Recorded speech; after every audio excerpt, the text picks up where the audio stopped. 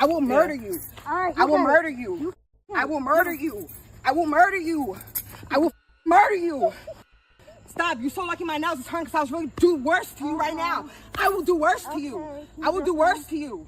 I will do worse to you. That's why he was trying to protect you, but now he don't care for you to get your ass beat. Want to get up? Get off me. Get off my hair. I'm going to you up. Let me go then. Get off me. Say hi to Daniel. Get off me. Say hi to Daniel. Get the off You know he said I could come out here and you up, right? Okay, good. You know that, right? Uh-huh. He's in the house with our son. Hey, wow. He said I could you up. Yep, this is what we do. If I get mad and he knows I'm leaving, he feels sad. He says, I'll let you her up. That's what I'm doing. You up. All right. Tell me everything. You got it. Get off. Nope. No, you ain't got. You don't get to be say on my so. man, right? You want to be in front of my man, right? Get off. Right? You his manager? I'm getting you fired. That's bias. Okay, Yep, that's a conflict of interest. I'm showing this to the job. You're f***ing my while he's on the clock. My going there trying to ruin his family. He has a whole son. You're mad for him? Okay. Get off. Wow. Get up.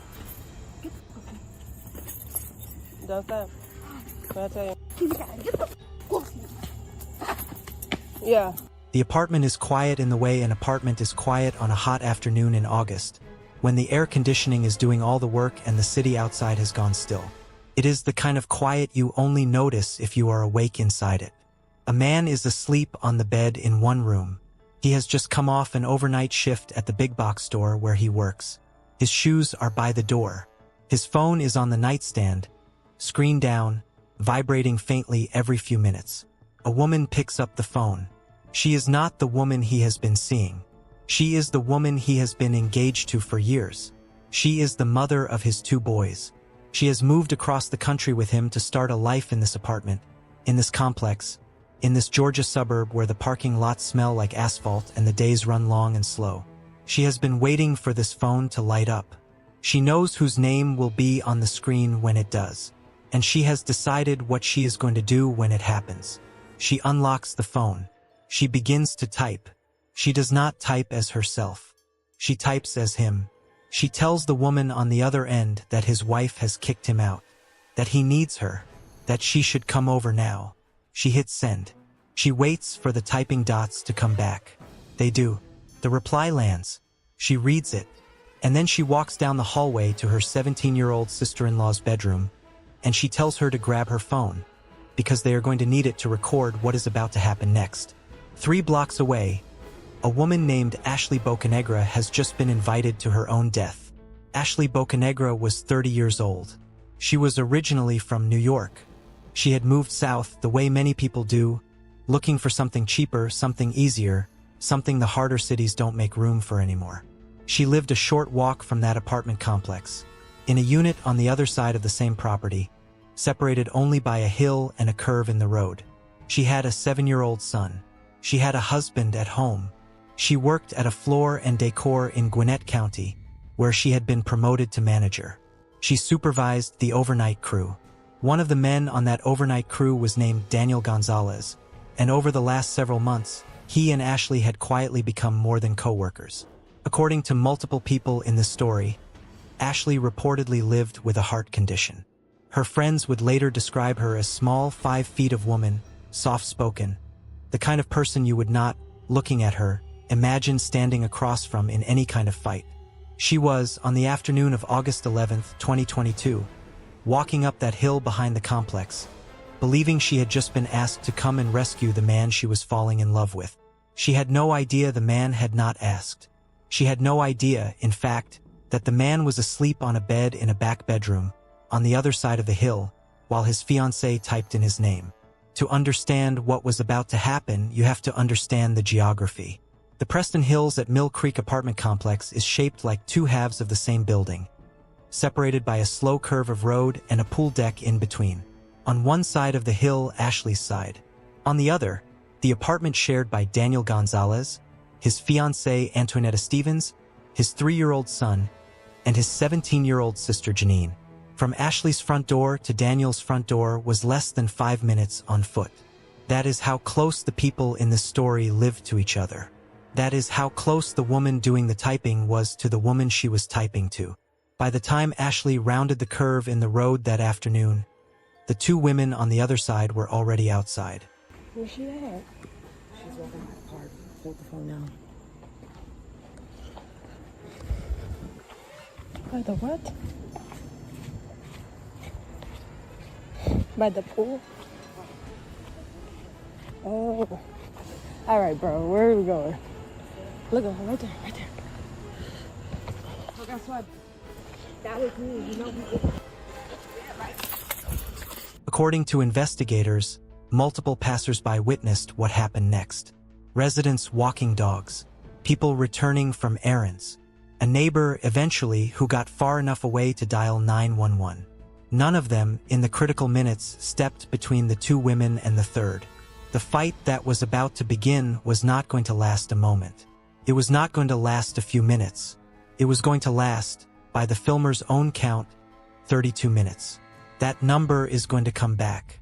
Ashley Bocanegra was conscious when she arrived at the local emergency room that afternoon. She was conscious enough to be examined. She was conscious enough, according to the available accounts, to describe what had happened to her. But the injuries she had sustained were too severe for the facility she had walked into. The hospital made the call to transfer her to a larger facility, with a trauma team and an operating room standing by. She did not survive the transfer. She died before the doctors could open her. The autopsy that followed told a story the camera had not. Blunt force trauma to the head, hemorrhaging in the brain, hemorrhaging in the back, and the detail that explains why a 30-year-old woman could not be saved, a rupture of the right adrenal gland, the small organ that sits above the kidney. The medical examiner ruled the cause of death as generalized trauma. The manner of death was ruled a homicide. A small body, a small organ, a 32-minute beating. There was never any version of that math that ended with Ashley walking home.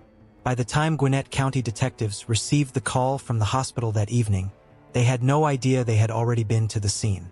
Because Antoinetta Stevens, at that moment, believed she had gotten away with it. Earlier that same afternoon, before Ashley's body had been cooled by the hospital corridor, a passerby had already called the police. Can they come out? The females that are in there? The females out there are fighting. Yeah. This girl, she came to my house. She's been sleeping with my fiance. She works over there. She's his manager, and she keeps on forcing him to have sex with her after he'd been cut it off, or she's gonna fire him. And we ended up fighting right there because she approached my home. This is my home. She lives all the way over there. Okay, is everybody in the house right now? Oh, just me. I'm the only one at fault. Just me. The girl, she left. Is your sister involved? My sister? Yeah, is she? No, that's my sister-in-law. Is she involved? She was there. Are you two arguing? Or you guys? No, we're not arguing. Okay, so let's go inside. The female that he's been sleeping with. Him? Yes, my Okay. fiance that I've been with for 5 years. We Okay. moved here together from up north. He works at Floor and Decor. He's been sleeping with his manager. And that's who was here? Yes. Okay. And I've been feeling it for some time now. Okay. Yesterday I'm walking to Quick Trip. I see them walking together. And you're a woman, you know our intuition. I know that's the girl. I seen her, we argued yesterday, he broke it up, it was fine. This morning now, she's calling, text him, saying that she's gonna be coming here. I waited for her. She did not mention the phone. She did not mention that she had picked it up off her sleeping fiancé's nightstand. She did not mention that she had read his messages with Ashley. She did not mention that she had typed back as him. She did not mention that she had asked Ashley to come over. She did not mention that the woman in the parking lot had not been the one who came looking for the fight. She had been the one invited. The officers that afternoon had no reason yet to know what they were not being told. There was no body. The fight had been described as mutual. The fiancé was inside. The complainant, Antoinetta, was in front of them, articulate and apologetic. They left. Hours later, when the call came in from the hospital, the detectives in those cars turned around. By the time they pulled back into the parking lot at the Preston Hills at Mill Creek Complex, Ashley Bocanegra had been dead for less than 2 hours, and the woman who had killed her was, by every account from inside the apartment, calm, composed, already practiced in her version of the day. I know, that was the girls that were walking. They went to Quick Trip. Hey. Hi. I'm Detective Carter with Gwinnett County Police. Are you your internet? Yes, hi. Hey, this is Detective Poppy or Sergeant Poppy. Hi, nice to meet you. We know that there was like an incident Yeah. that happened earlier today. Has anyone called you about it since? No. Was somebody supposed to? Well, we just got another call about it. So I guess the girl went to the hospital Okay. and she died. She died. She's dead. So, but we know that there was like an altercation that happened beforehand. And that was mutual, and she came here. Yeah, we understand that. Yeah. So, but because of I it, wasn't going to kill anybody. Yeah. I'm not that person. I get it. Yeah. But because of that, we have to kind of talk to you guys and get a more formal statement. Sure, okay. Wow, I'm so sorry about that. Yeah. That was not my intention. I've been mentally going through a lot. I have bipolar depression, and I'm just going through a lot right now. And, you know, I came here from up north with my fiance. That's him. Hey. I came here with my fiance. Okay. Yeah, so I came Are you here, the sister? His yeah, sister? Okay. Sister. I came here with my fiance to start a new life, buy a house, everything like that, and I never expected him to basically cheat on me with someone at the workplace. You know what I'm saying? So we would like to get like a formal statement. So we're going to ask that you come up to our headquarters and talk to us. It's just right up the street. Okay, all right. I hear kids. Is there someone else here that Yeah. can? There's someone here with them? Yeah. Okay. There were 3 suspects inside that apartment that evening. There was the woman who had thrown the punches. There was the 17-year-old who had filmed them. And there was the man, asleep through the entire incident, who had no idea, yet, that the woman he had been quietly leaving his fiancée for was already in a refrigerator at the county morgue. The detectives separated them. Antoinetta Stevens is brought in first. She knows by now that Ashley is dead. The detectives told her in the car. I will say that, you know, I don't go out looking to harm anybody. That's not my intention. I do feel, you know, very remorseful about anything that has happened with that young lady.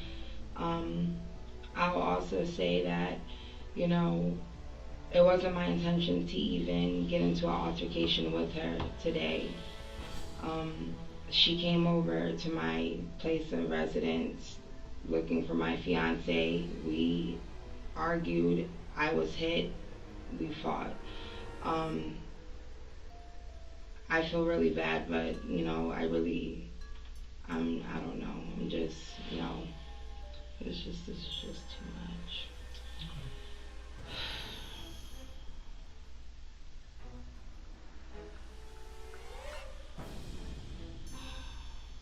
You okay?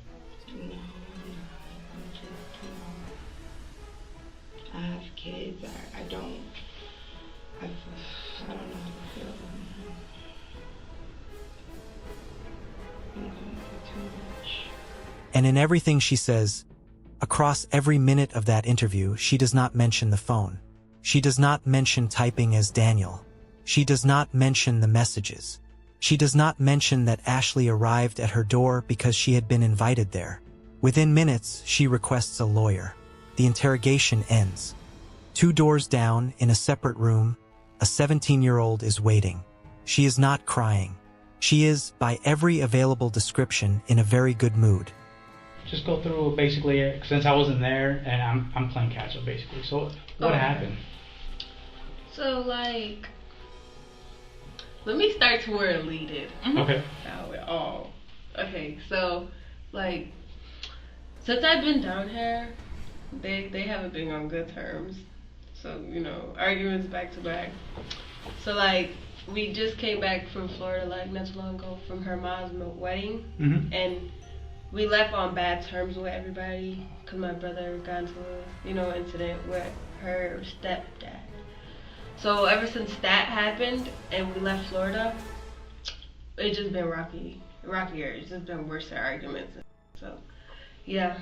Sorry, I just cursed. You're fine. Okay. I flipped up earlier. Okay. So, like, you know, they're arguing or whatever. So, my brother, him being a man, cheats. Like always, you know, he's feeling less than, he thinks it's okay to cheat, so, you know. He tells me, So he tells me who's he cheating with and stuff. Now, me and my stepsister, I mean, not my stepsister, my sister-in-law, we're very close, like, so close, like, you understand. Like, she's more of a sister to me than my brother's a brother to me, you know? Oh, okay. Yeah. Very So, close. like, we're very close. Yeah. So, once he told me, I was just like, ooh, I want to tell her. It's girl code. You have Yes, to. right? So, especially when, right after he told her, after he told me what he was doing, he wanted to do it with her. So I was just like, I'm about to tell her. 2 days prior before this day, we were just chilling, she was working, and Daniel did something to her to make her upset. So we were talking or whatever. And I was just like, oh, I forgot to tell you. No, I didn't forget, but I still, you know. So I was like, told her what happened. He explained, you know, cheated or whatever. She was like, oh, really? She's upset or whatever. I was like, don't tell him that I told you because he's going to be mad at me. Right. Okay, so after that, he explained how the girl looked to me, though. And, you know, curly hair, Puerto Rican, skinny girl. So I was like, alright. So then I explained it to Janetta. So the next day after that, we went to the store. Last night. We went to the store last night, and we were walking the Crip Trip. Quick Trip is right there, you know. I know, I saw y'all walking earlier. Yeah. I thought that was you guys. Okay, so we walked to Quick Trip. As we're walking to Quick Trip, both of them are walking together from Quick Trip. So they're just now leaving, and we're just now coming. So Antonetta's like, is that Daniel walking? So now she runs to him like, who is this? So he's like, oh, it's my worker or whatever. Mind you, before we walked to Quick Trip, we asked him, when you go on your break, can you take us to the store? He said he couldn't leave on his break. So when we saw them walking, it was like, you just said you couldn't leave on your break. Now you walking with her to the store? So after that, she's kicking Daniel or whatever. She don't want to live with him no more. It's either he gonna leave or she's gonna leave. And you know, she gotta leave with the kids, everything. So it would make sense if he just left. So he's getting kicked out, whatever. And then I guess she was coming to see him. He was getting kicked out. I don't know. I was in those messages. I'm not sure what was said. But I guess she was coming to see him because he was getting kicked out. And it's not us all the messages.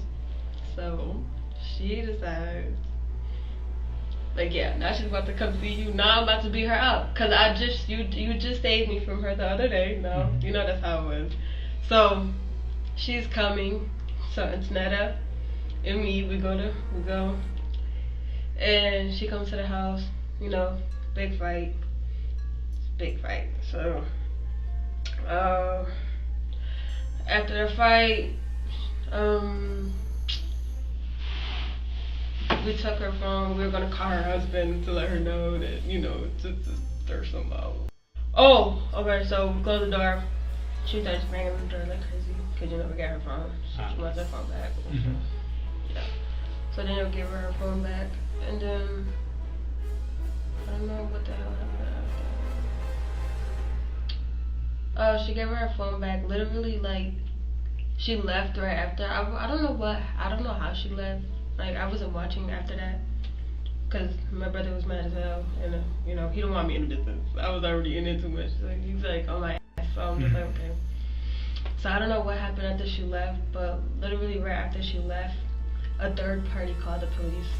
They came, you know, made a report, and then after that it was over, whatever. And then just know you guys came. Yeah, that's all I know. When you guys fought, how long did that fight last?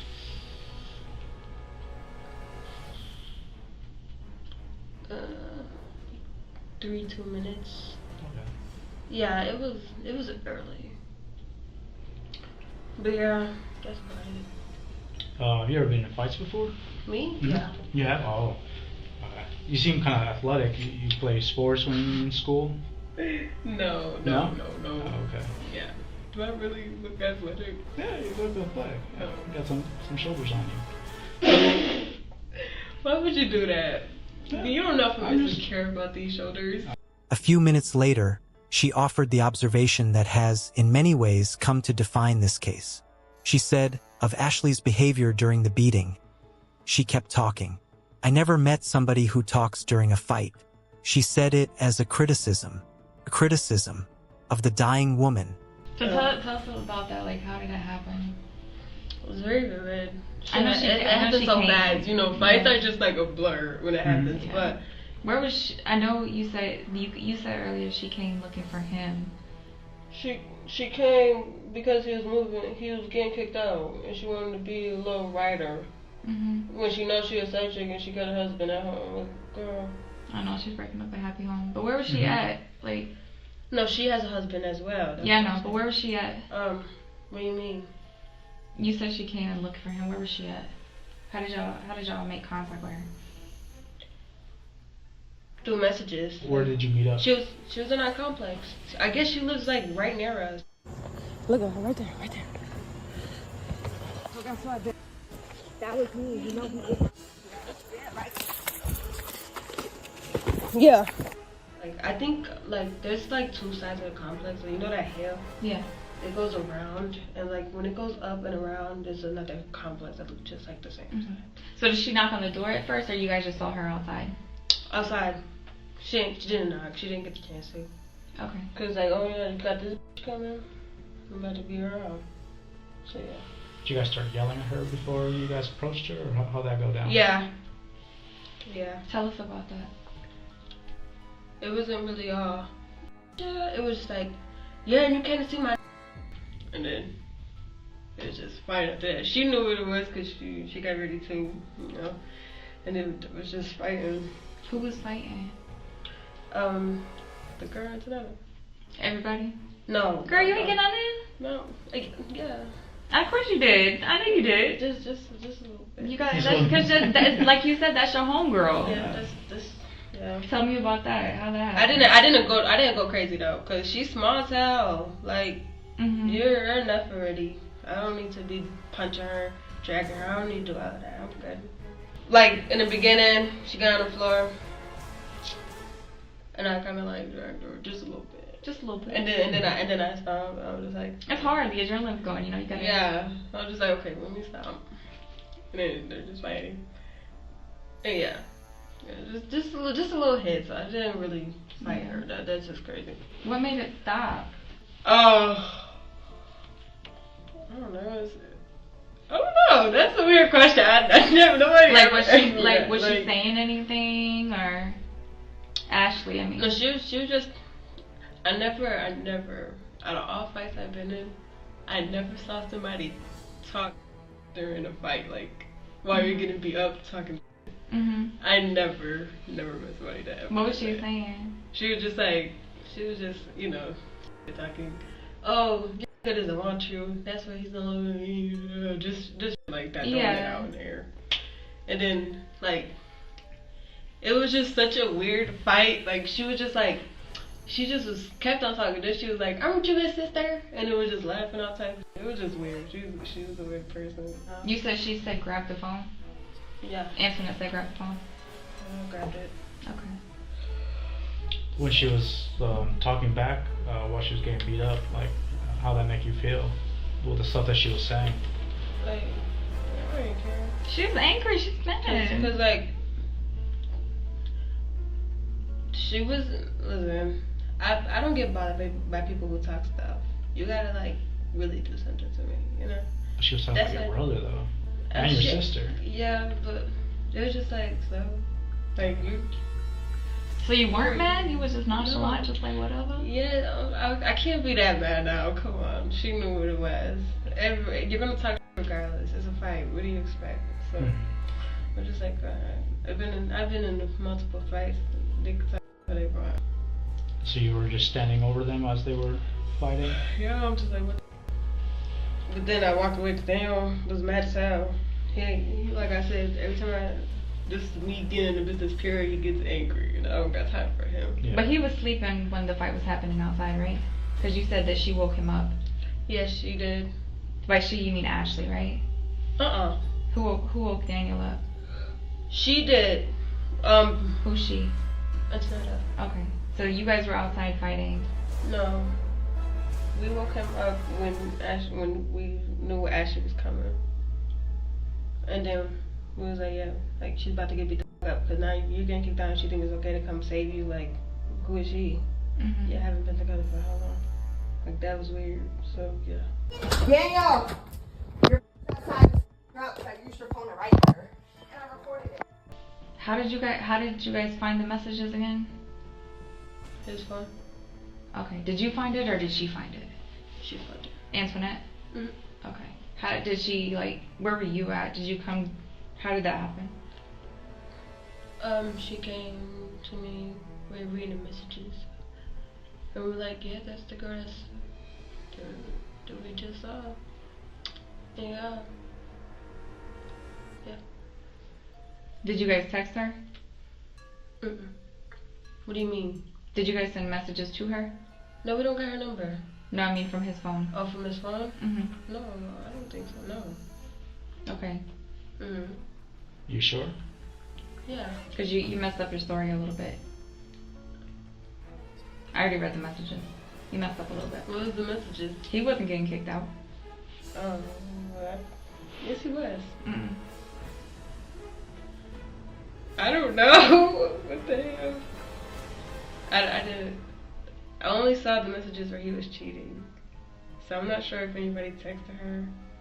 You sure? You know? Yeah. So Antoinette just sent the messages I'm herself? positive myself. I'm positive. But yeah, I don't know if there's any messages sent to that lady. Cause I can't say I didn't know if there's messages sent. Pretty You sure were with there her when she was still why else would texting she him. have come? You were still with her when she was texting her. I know you guys were sending messages. She already told us you guys were texting her. Yeah, but I don't know what said. So she was Like, just texting her. That's why I said he was getting kicked out. I don't know what was said. So you didn't send the messages, she just sent the messages. Yeah, because I don't know what was said in those messages. But I know from seeing them arguing, he was getting kicked out. Okay, so you didn't see no messages, Antoinette just told you about it, and then No, Antoinette was texting her? I saw the messages where he was cheating. What did those say? I'm feeling you, I'm falling for you, something like that. Hurting each other's messages. And that's when Antoinette showed those, she showed those to you, and that's when she started messaging her? Yeah, she showed those to me. Mm-hmm. And then she sent a message to her. Antoinette sent the message to Ashley? I don't know, yeah, I guess. Did she tell you what she was sending? Did, like, the words and no, I don't know what she said. You mean you had to know something, you knew she was outside. But I didn't know she was outside. Of course I knew she was outside, because if she about to go fight, I'm coming with her. But earlier in the day, she didn't know that she was walking into a fight. Yeah.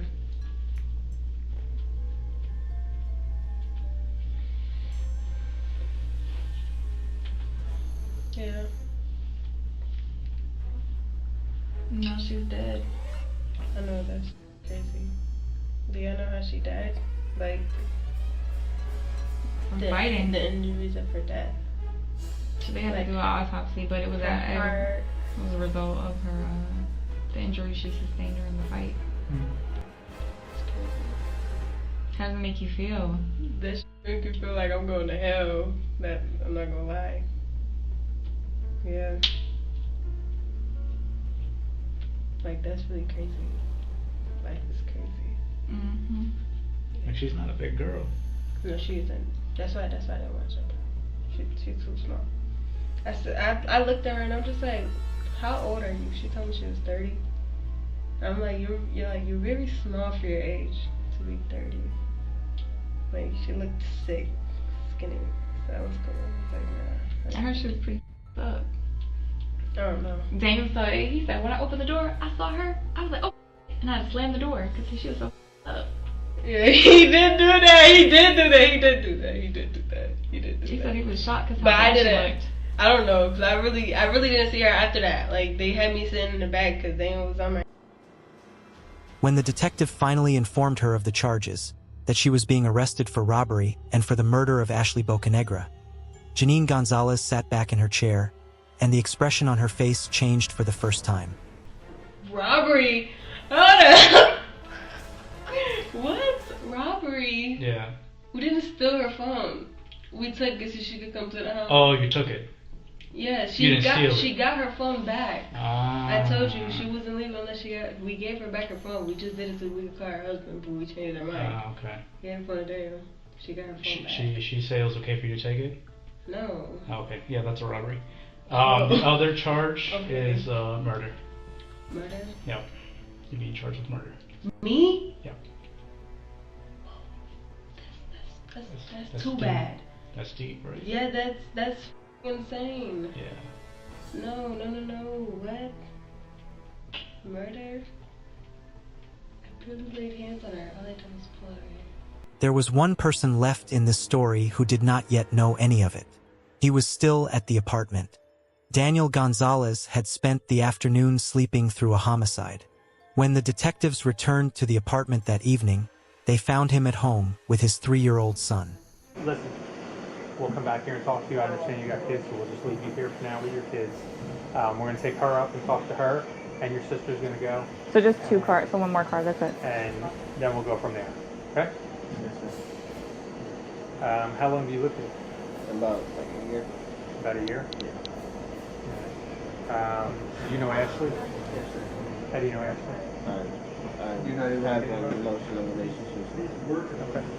So, they had the altercation earlier this afternoon? Yes, sir. Okay, which you don't know anything about? No, I was informed that while I was sleeping, she went in my phone, took my phone, and yes, she deleted the messages. I'm not even gonna lie. She gave me back my phone. It was like seemed like it was untouched. Yeah. She texted the woman and said, "Hey."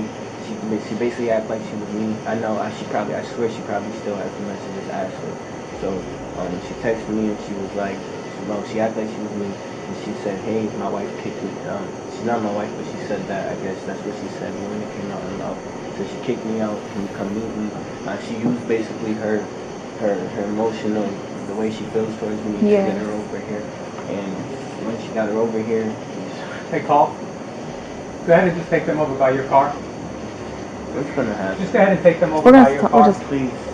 We are, hold on one second. So then she came over, so she asked her to come over, she was pretending to be you. Yes, ma'am. And then what? She fought her. She had to, because the way when I opened, I literally woke up and was like, all When you I say hear is, she fought her, like she had to fight who? her because they had to fight or get in an altercation because when I heard this, like I literally woke up and I'm like, what the heck? And all I hear is them yelling amongst each other, my sister and her, you know, I guess like hyped. So like, Ashley came something. here to your door? Because they took her phone, I guess. They took her phone because I got to give it back to her. Oh, they took her phone? Yes. Okay. Because she was gonna text, I guess her man, and like she was hurt. So, but now I wake up and I'm like, oh, there's knocking at the door, but I hear bickering. So I'm like, yo, I don't hear this door. I'm like, what the heck? I open the door, and I just see, I just closed it immediately. How did she look when she opened the door? No, I'm not gonna lie. She looked up? Yeah. Okay. He told them his relationship with Antoinetta had been falling apart for some time. He told them that the previous day, when Antoinetta had confronted him on the street about Ashley, he had told her. Did she talk to you about it afterwards? No, the only thing she said is, why would you do this to me? And I told her, like, we're not, like, the love interest is gone, everything. Like, I told her this yesterday when she saw me walking with the girl. Oh, okay. And I stopped her. I was like, you're not gonna fight her because of what we're going through. It's not her fault, you know. Did she message Ashley from your phone? Yes, she did, and I'm pretty sure pretending to be you? Yes. A day later, his fiancée had typed in his name on his own phone and invited the woman he was leaving her for into the parking lot behind his apartment. There's about what happened too. Your sister kicked me in the back by my heart and chest. Yes, and I know she has heart problems. Like, this is like crazy to me. Like it's not like this is fresh. Like, I'm over here cheating on this woman. I'm not. We've been like, this has been a toxic environment, and she's just been trying to figure out what to do, and I've been trying to figure out what to do, but she doesn't want nobody to leave. Where you at? I need to see you. I'm in the bed. I want you here so bad. And then, partway through the interview, he asked the question that nobody else in the apartment had thought to ask. Is she okay? Is she hurt? Oh, I see it. Like, real bad? So honestly, I'm not gonna make a show. I'm not gonna go and yell. I'm not gonna go call her. I just want to know.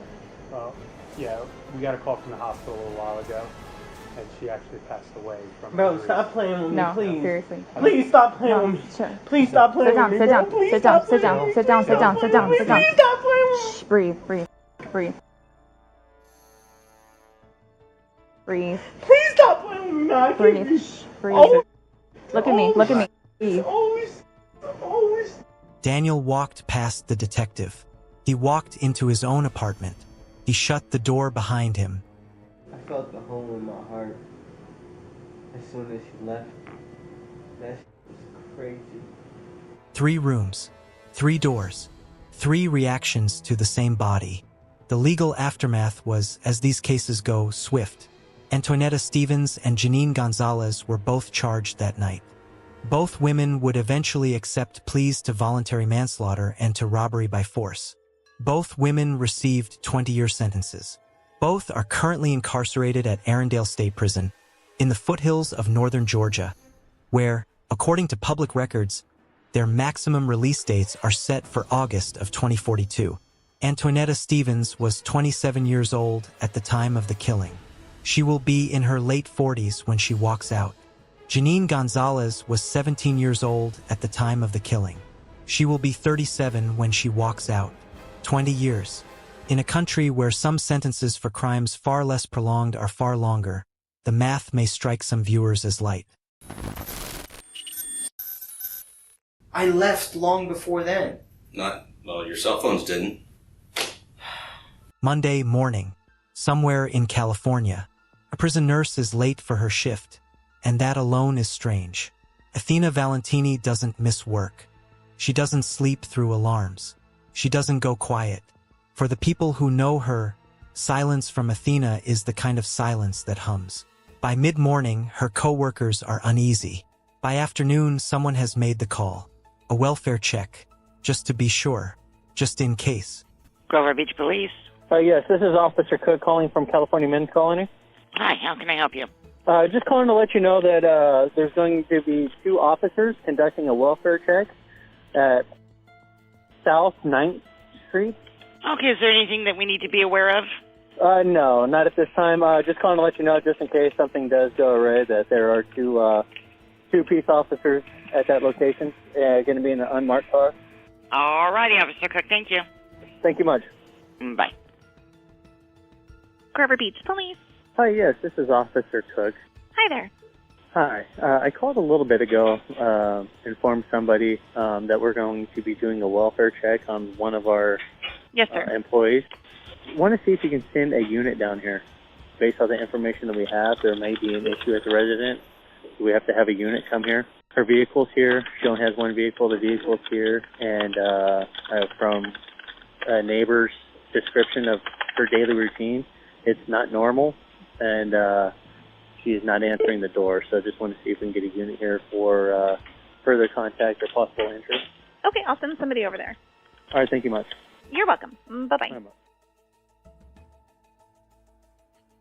Call for a check on a registered nurse that never showed up for work this morning. Oh. So get here.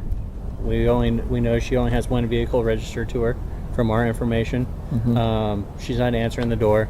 We spoke with a neighbor. She said the last time she saw her was 2 days ago, but she did hear her yesterday speaking Hungarian. She is Hungarian, and that's all she knows. She said that she has a regular routine. She locks the gate. She's got a small gate out front. Okay. Locks it with a padlock. Has a dog that she leaves out front. Okay. The padlock's not there. It's unsecure. There is no dog.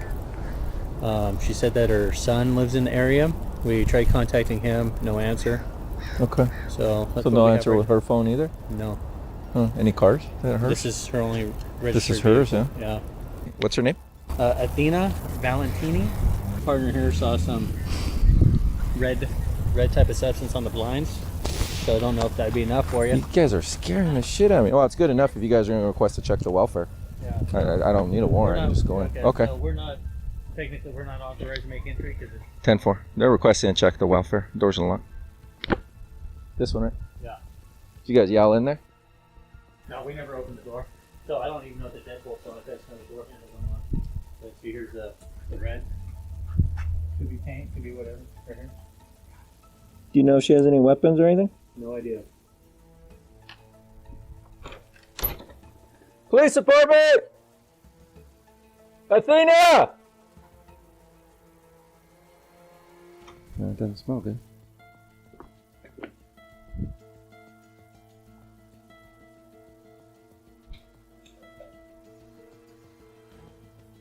Athena! Police department!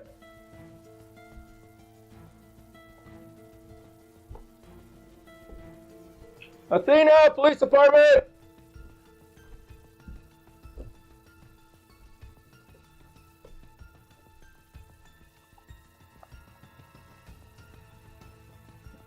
Yep. 1144. Item 12. Code 4. 1144.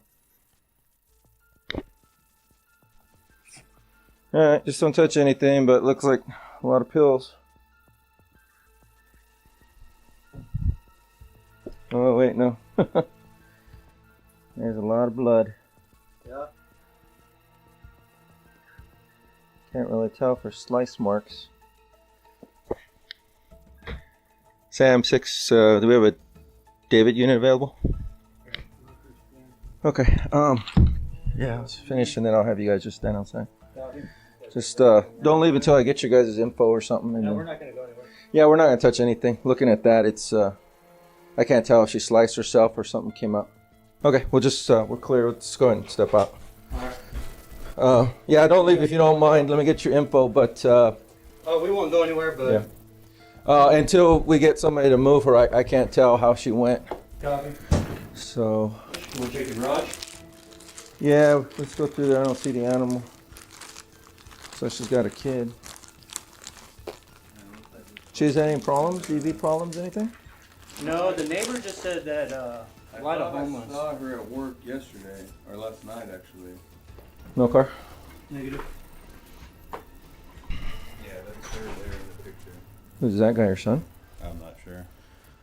I would say ransack, but I don't know what she's ransacking about because even her purse isn't ransacked. So if they're going for valuables. Hello. Hi. Did you know Athena? Yeah. Okay. I'm the president of the association. Okay. Can my partners talk to you outside in just a minute? Sure. From there? Yeah. Do you know if she has relatives? She's got a son in Chicago, maybe? Do you know how to get a hold of them? No. Not. When was the last time you talked to her? It's probably last week. Okay. She didn't pass away, did she? Yeah. Did she really? Yeah. Got cameras. Okay. Well, When was last time? if you don't mind, we'll be contacting you in a little bit. That'd be okay? She's located upstairs. There's a lot of pills around her, but she's doubled over, and I can't tell if it's slice marks, but there's a lot of congealed blood. She's like in a prone position, or a curled fetal position upstairs. The neighbor at the very end, extremely helpful, seems to know a lot about her. Okay. Because she's the one that gave us the full rundown of how she keeps everything locked. The dog out front when she goes to work. She knew half of her license plate number. The neighbor knows a lot about her. And number says that when she goes to work, she leaves the dog outside in the patio area here.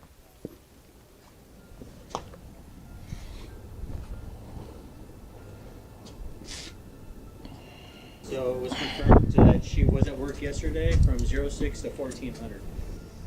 1400 yesterday afternoon? Yeah. Was she supposed to be at work today? Yeah.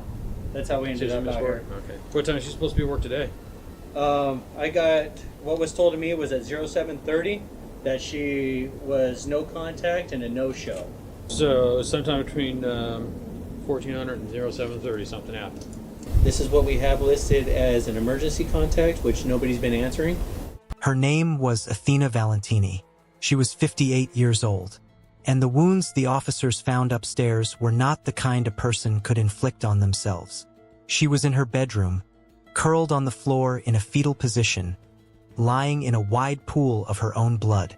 There were scattered pills around her, later determined to be unrelated to the cause of death.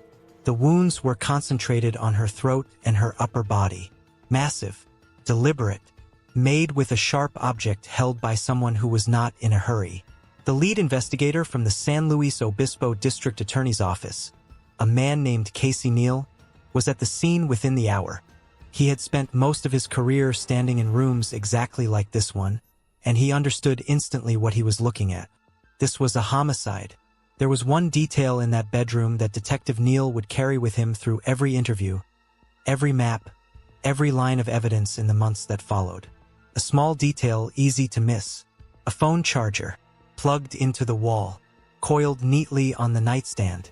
The cable was there. The phone was not. Whoever had killed Athena Valentini had taken her phone with them.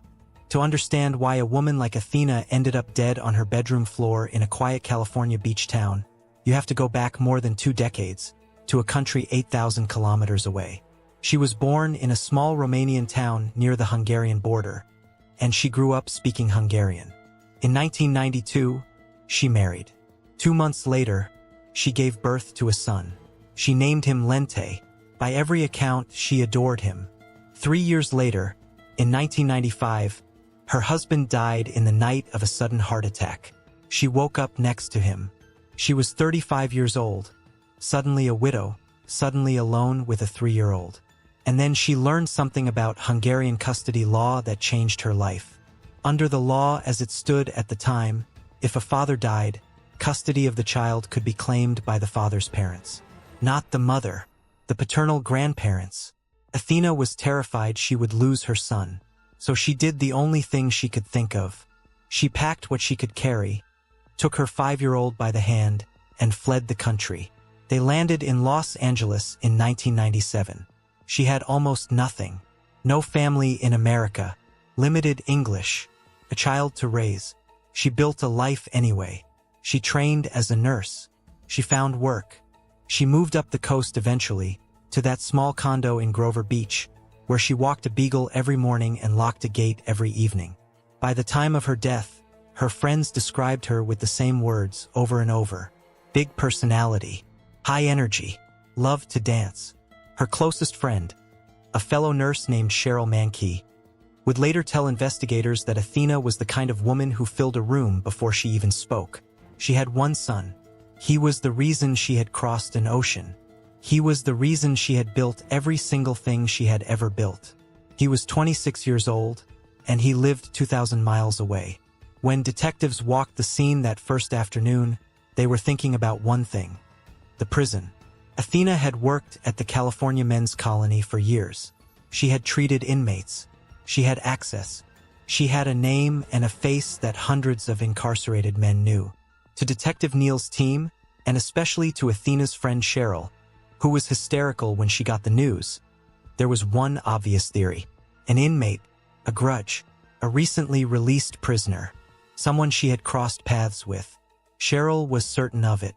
She kept repeating it through tears, so the investigators ran it down. They pulled every incident report involving Athena and any inmate, current or former. They cross-referenced release dates. They looked for restraining orders, threats, complaints, parole violations. There was nothing. Not a single concrete lead at the prison. Not one inmate with a documented reason to want her dead. The theory collapsed almost as fast as it had formed. And that left investigators with a quiet, uncomfortable question. If it wasn't an inmate, then who would walk into the upstairs bedroom of a 58-year-old prison nurse and stand over her with a knife?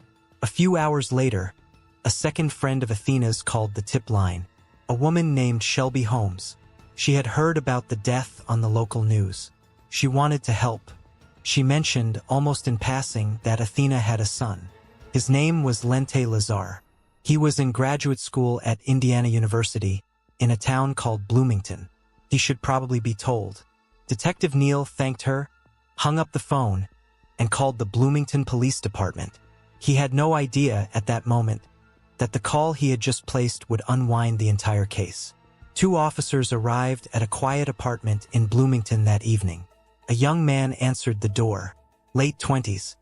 Hi. Hello, are you Lazar? Or Mr. Lazar? Yeah, Leventi Lazar. Okay, is Miss Valentini your mother? Yes. Can I step in and speak to you, please? My girlfriend lives here, but sure.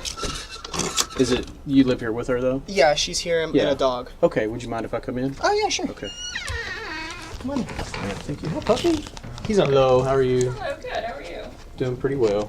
I was contacted this afternoon by the St. Louis Obispo County Sheriff's Department or District Attorney's Office. I don't remember which one. Okay. Your mother's passed away. Very, very sorry for that, obviously. What happened? I don't know. They didn't really give me any details. They just asked that we come and make a notification to you. Okay. And then have you get in touch with them. Do you have a phone number? I do. I have a phone number for you. I have it written down already. It's Casey Neal. And that's his telephone number. And you don't have any other details? No. No, he'll be able to give you any kind of details or whatever. And that's general practice. They don't really tell us a whole lot when it's, especially when it's out of state. They just ask us to come and make notification. Okay. So, All right. very sorry for your loss. Thank you so much for Obviously- the house call, though. Obviously, that's a very hard thing to have to deal with. So. Yeah. When was the last time you spoke with your mom? On Monday, and I've been calling her, and it goes straight to voicemail, and then the voicemail says it's full. Okay. But she's been having a tough time with her phone. I thought maybe it was a phone issue. Okay. Sorry to have to bring bad news to you. Yeah. So. Thank you so much, though. I really appreciate it. Sorry about that. Have a wonderful day. You too. And here is the detail that Detective Neal would later describe to a courtroom. The detail that planted the first seed of suspicion in his mind. Lente Lazar did not cry. He did not stagger. He did not ask the officers to repeat themselves. He did not even ask how. He thanked them for the house call. He shook their hands.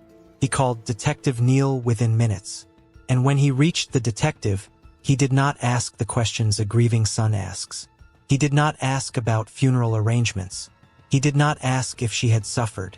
He wanted to talk about what had happened to his mother. He sounded curious.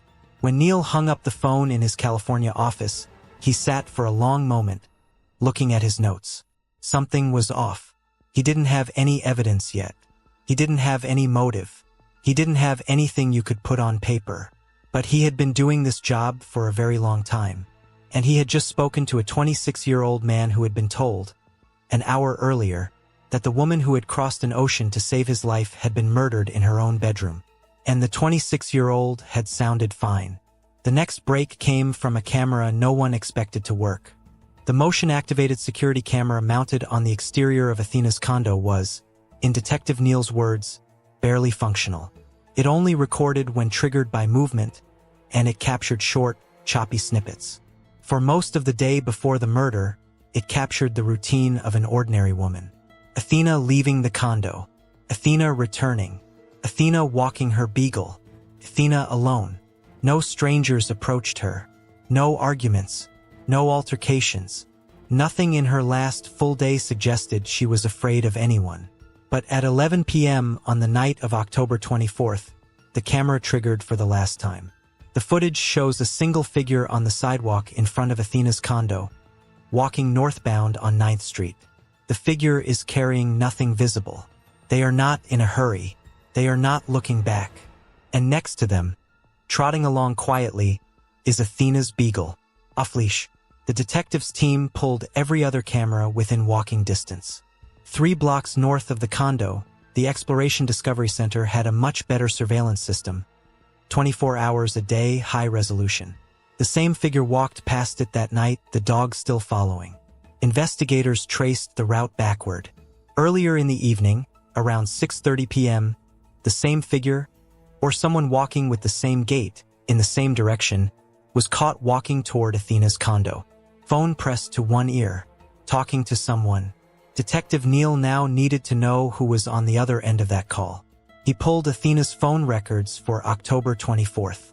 Most of the numbers were familiar. Friends, colleagues, the usual rhythm of her life. But one number was different. Area code 513, a Cincinnati, Ohio number. It had never appeared in her records before. That day, October 24th, was the first time it had ever called her phone. It had called her multiple times. And the timestamps of those calls matched, almost to the minute, the surveillance footage of a stranger walking toward her front door, phone to their ear. Detective Neal stared at the printout for a long time. Then he picked up the phone and called Cricket Wireless. He needed to know who owned the 513 number. And he was about to find out that the answer was a lie. The records came back within days. The number was registered to a man named Jacob Keith. The billing address was a post office box in Cincinnati. The phone was prepaid. The name connected to nothing. Not to Athena's life. Not to her friends. Not to the prison. Not to a single person in her social orbit.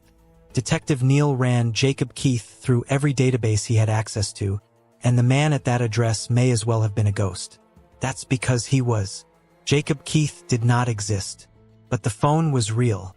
And prepaid phones, what most of us know as burner phones, still ping cell towers like any other device. And every tower they touch leaves a record.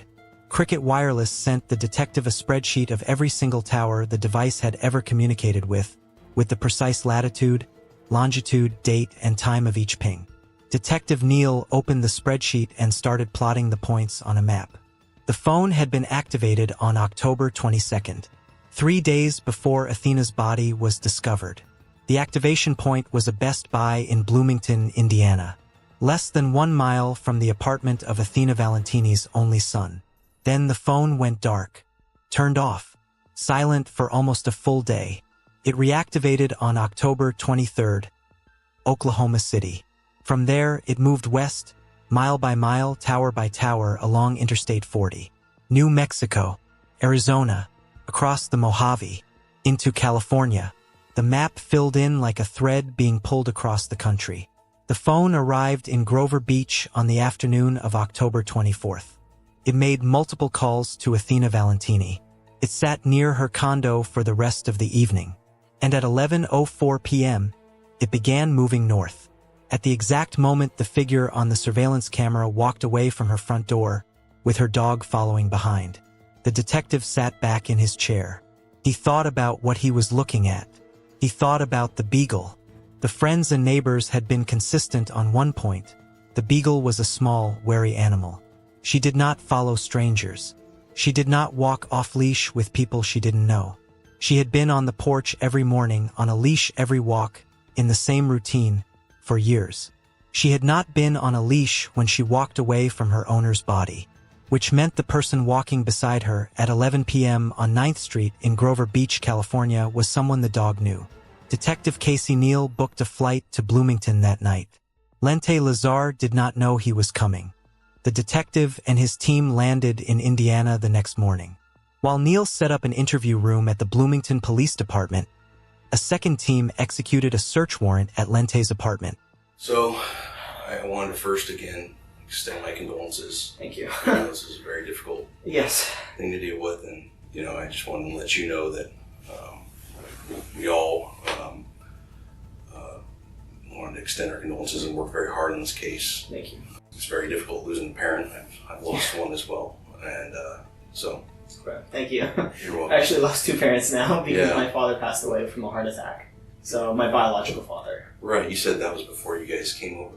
Yeah, so I was born in 1992, and my parents married 2 months after I was born, and he passed away in 1995 from a sudden heart attack in the middle of the night. Oh, wow. My mom just woke up and found him passed away. And then in 1997, we immigrated here because the Hungarian laws when it comes to like adoption and stuff is if the father passes away, then the child goes to the father's parents, so my grandparents. And my mom was scared of losing me, so we fled the country. Oh, okay. Yeah, and we came. Wow. We went to Los Angeles. Yeah. And then we kind of built a life from there. So. Okay. Well, I did want to give you more information now. Okay. About what we found out in California. Okay. And I got a copy of your mom's trust stuff, so I hope I give you that today. Okay. And you can look through it. Just real quick, so in order to share this stuff with you and talk to you about it, I had to give you an advisement because we're in a police department. So you have the right to remain silent. Anything you say can be used against you in court. Do you understand that? Yes, I do. Okay, and you have the right to present an attorney before and during any question if you wish. You can afford one. One can be appointed for you free of charge. Okay? I understand. Sorry, that's just a formal advisement. I understand. First, what I kind of wanted to do, we've talked a few times on the phone, and I want to make sure I got a little background on your mom correctly. Okay. She's from Romania. Okay. She was born in a small town called Buza. It's spelled Busza. S-Z-A. Romania. Is that where you were born too? No, I was born in Budapest. And you said you went to Berkeley, Davis, and then... Yeah, so I went to came out Berkeley here. my first 2 years, and then I went to Davis for my last 2 years. Okay.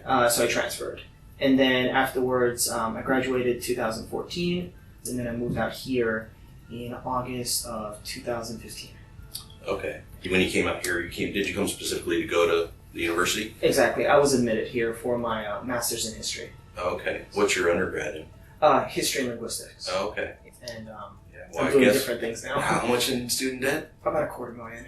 Oh, wow. Yeah, if I went through the whole PhD route. Well, it's got to be probably that for just what you've done already, right? No, right now I'm only about $15,000 in debt because at the time when I was here at IU, I used to teach at the women's prison up in northern Indiana. In Indiana, they have systems where they allow inmates to get their bachelor's or master's or even high school diploma. And I offered small classes up in northern Indiana. I was able to apply to different grants and scholarships because of my background. So as an immigrant, as a single mom, that sort of thing. So Right, so you got a lot of financial aid. right. I kind of take advantage of the system. You know, all of the tools are provided to you, but you kind of have to go out and hunt and search for it.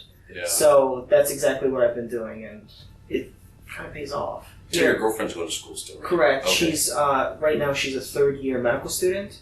So she has one more year, and she's going to finish that year up in Indianapolis. So we've actually been looking to rent a house up in Indy. Oh, okay. And we're going to be moving April of next year. And you said you last went to California to see your mom in January? Of this year. I think January 6th, that's what Hannah said. Okay. 2018. So that was the last time I saw her in person. Because right now I'm starting to learn how to become a retail investor, or just a trader, so trading stock options and futures, I realized that it's best to be employed because if I don't, I'm going to pay more taxes. And I just want to make it clear, you're welcome to access my phone or to come to my house or anything like that. You don't need a warrant. I can invite you in. Okay. I didn't make that clear on the phone, or if I did, I forgot. But I just want to kind of help in any way I can. I appreciate that, and that's what I'm looking for, is a little bit of help here. I think the case was settled in 2009. There was kind of a stipend laid out for me. So between 2010 and 2013, I would receive about $15,000 a year. Okay. So I didn't have to work when I was in college, basically. I was very lucky. Mm-hmm. Then in 2017, I received $90,000, and I paid off most of my student debt there. I put most of it in my savings, opened up an IRA account, started trading, kind of looking long term. And then I have one final payment of $200,000. Not exactly $200,000. It's $200,000 and change. In 2022 when I'm 30. Not when I'm 30, but July 5th, 2022. So after my birthday. Uh-huh. I think very much into the future. I have a 3, 5, 7, and 10-year plan. And it's not really something that I execute, like bullet point down, but it's just a general idea. Mm-hmm. It's like a direction. So another thing, so you told me you and your mom have identical cars? Correct. Okay. The vehicle's just around here. Oh, your vehicle? My vehicle, okay. Yes. So it's a white Jeep Patriot? Correct. Okay. 2013, I think. Your mom's dog, that initially was your dog, right? Initially, yes. Athena? So, sophomore year of high school, it's 2007, I mentioned that I never had a dog. And all my friends, to my mom, and all my friends had dogs and cats and stuff like that, but we've never had an animal. Mm-hmm. So I mentioned it, and she went to a pound in Agora Hills, and she just found a little beagle and she brought it home. And then she was my dog until about 2010 when I moved out. Okay. So I never took Athena. She came to Berkeley with me for maybe like a week, but she's never lived with me long term. Once you went to school? Yeah, and then my mom took care of her since 2010. For the most part, my mom walked the dog without a leash because she listened. The dog will listen to her? And you too, I would assume? Yeah, of course. She kind of listens to people that she's that she knows? met like at least a couple of times. Okay. To give you a little more information, your mom, I believe she was attacked and killed on the 24th of October. What day is that? That was Wednesday. Thursday. So let me look at the calendar. Because I don't know the dates. Yeah, sure. Sorry. Sure. So, yeah, so it was Wednesday. Okay. Okay. So you talked to her on Monday, right? Yes. And then you went to Indianapolis on Tuesday. It was the 23rd. Correct. Okay, so then Wednesday is when I believe she was killed. Okay, and she texted me. And she texted you on Thursday. Thursday, on the 25th. Yes. At 9 p.m. Okay. And then you've been in Bloomington since then? Yeah, or just like a nearby area. So when Monday, the day I spoke to her, I've been in like 100-mile range. Of your house? Yeah, of Bloomington. Okay. Okay, well that's kind of what I need a little bit of help with, is because, and you've had your phone with you that whole time? Yeah. Okay. I was able to get records for all your recent people that have called your mom. Okay. And so your number was one of them on the 22nd. Yeah. So they came back with those records when I asked from AT&T. Okay. And so they showed your phone going to Springfield, Missouri on the 23rd, I believe. 22nd, 23rd. Can you help me explain that? Not Missouri. I went to Mount Vernon in Missouri. But that was, I'm sorry, in Illinois. I thought that was Illinois, yeah. Yeah, but that's as far as I went. I didn't go to Missouri that day. Huh. Or that week. Really? Missouri was the earliest time I was in Missouri was in June. Okay. Of this year. Okay. Yeah. And that's the only phone you have? That's the only phone I had. I had this in January of last year. Huh. Now It's just strange. I mean, so basically when our phones travel, they talk to cell phone towers. Correct. Right. So you're a smart guy. You probably know better than me. Every time they connect to a tower, it shows the tower's location. Yeah. Your phone has to be within close proximity of those towers. Right. So the fact that your phone shows going, from your house basically to the Springfield, Missouri. I understand. I understand. On the 22nd, 23rd. Yeah. Okay. I was not in Missouri this month. Last month, June was the last month I was in Missouri. Huh. Late June. And the other curious thing is, so on the 25th, your phone is showing up in Texas, and it tracks all the way back to your house from Texas. I was not in Texas. Last time I was in Texas was when I moved out there. Oh. That was 2015 because I drove here. Okay. Yeah. When I looked at your phone records, what I did was I looked at the other callers that called your mom. Okay. And I found another Cincinnati, Ohio number that looks like it was traveling with your phone to your mom's house. And I don't have another phone either. Yeah, well, so when I looked at that and I put the two records together. Oh, I understand.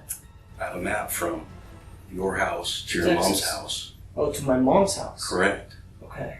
With those two phones, it maps directly from your house on the 22nd to your mom's house on the 24th. I can promise you, I was not. Okay. I was not in California listen except to me. January. Listen to me for a sec here. So Sure. when I looked at that, Yes. I checked. There's other systems that we can check that they have what's called a license plate reader. Okay. Okay. And when a license plate gets scanned on that as you're driving down the road, it takes a picture of your car. Okay. And the picture it took in Texas and in Arizona and in California is a picture of your car. I was not in California this year. Oh, except in January. Okay. Listen to me, Linda. I'm listening. Okay. All those records clearly show it was your Jeep. Okay. There's video surveillance cameras on your mom's apartment. Did you know that? I did not. The video surveillance cameras show you going into your mom's apartment when she was murdered. Okay. So what I'm here to do today to talk to you is about, I already know that you're the one that went there. Okay. I need you to help me understand why you did this to your mom. I didn't do anything to my mom. Levente, it's clear to me. There's clear as day, unfortunately. We went and bought that phone at Best Buy. You're on video there, buying that phone, the Cricket wireless phone that you used during this trip. I have you on video there. I have your video on your mom's house. I have video afterwards with Athena leaving. Okay? Casey, you have to accept, we're past that part, okay? I know it's tough. This is something that's me hard to talk about, but... No, there's nothing hard to talk about. It's the fact that I Explain didn't... to me why you killed your mom. I didn't... Did something happen there? You know what I've looked into? Listen to me for a minute. You know what I've looked into? It sounds to me like your mom was kind of a taskmaster.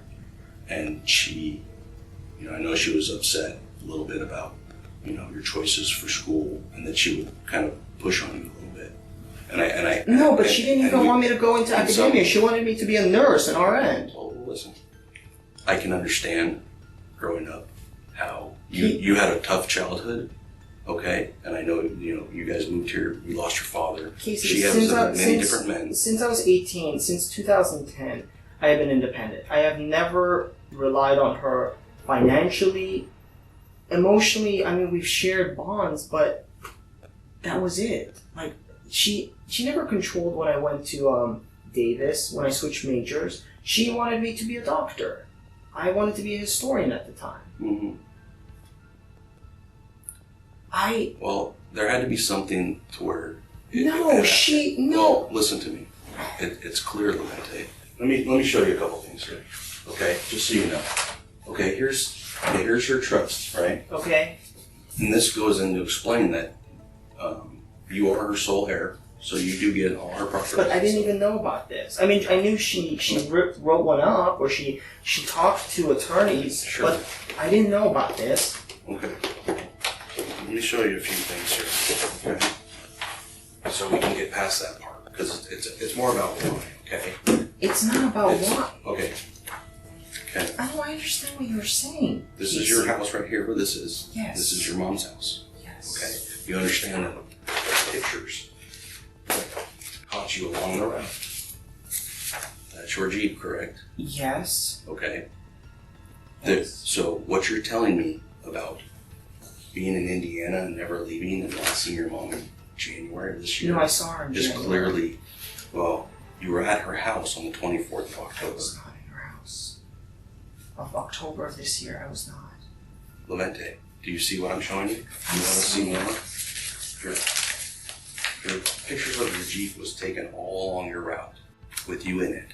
Okay? The video at your mom's house show you driving by at 3:30 that afternoon, okay, in your Jeep. Okay?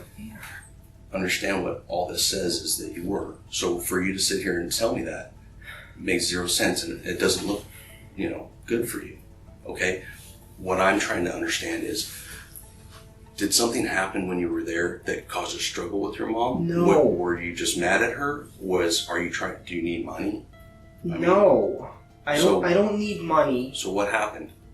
Tell me what happened. That's the only way we're going to understand this a little bit better. Because you seem like a very intelligent, smart, and a nice person. And something had to have happened that day. Nothing. We all make mistakes. No! Okay? I mean, I understand everybody makes mistakes, but no, First of all, you know, as you pointed out, I had a rough childhood. Yeah. But you know what? I've always had my mom. Always had my mom. She was the number one person, with the exception of the dog, that I could go to. Mm-hmm. There's no reason for me to hurt her. I never hurt her. I never did. If anything, I went out of my way to help her all the time. There's no... Can you explain this? I cannot. I absolutely cannot. But I did not do anything to her. I really didn't. I promise. Do you understand that there was video surveillance all over that complex? Okay, there was. But I watch you go in and out of the house. I watch you. Your mom actually had a video surveillance in her house because she was worried about the transients. Okay. Okay. I watched you do it. Okay. What do you mean you watched me do it? I didn't do anything. Casey. Help me explain why. Why? Why what? What happened that day? What happened in your life around that time where you decided, Nothing. I have to do this? Nothing. Was it a spur of the moment? So your mom, you called her that day several times, and she actually told her friends about it and left voicemails about talking to you. Yeah. On the 24th. Yeah, I spoke to her. You told me earlier that you didn't. You said on the 22nd. But you called her from the phone that you bought at Best Buy. I didn't. I only have one phone. I only have one phone, Keith. Did you not buy a phone at Best Buy? I did not. Do you want me to show you the video of it? I didn't. Do you want me to show you the video of it? Sure. Okay.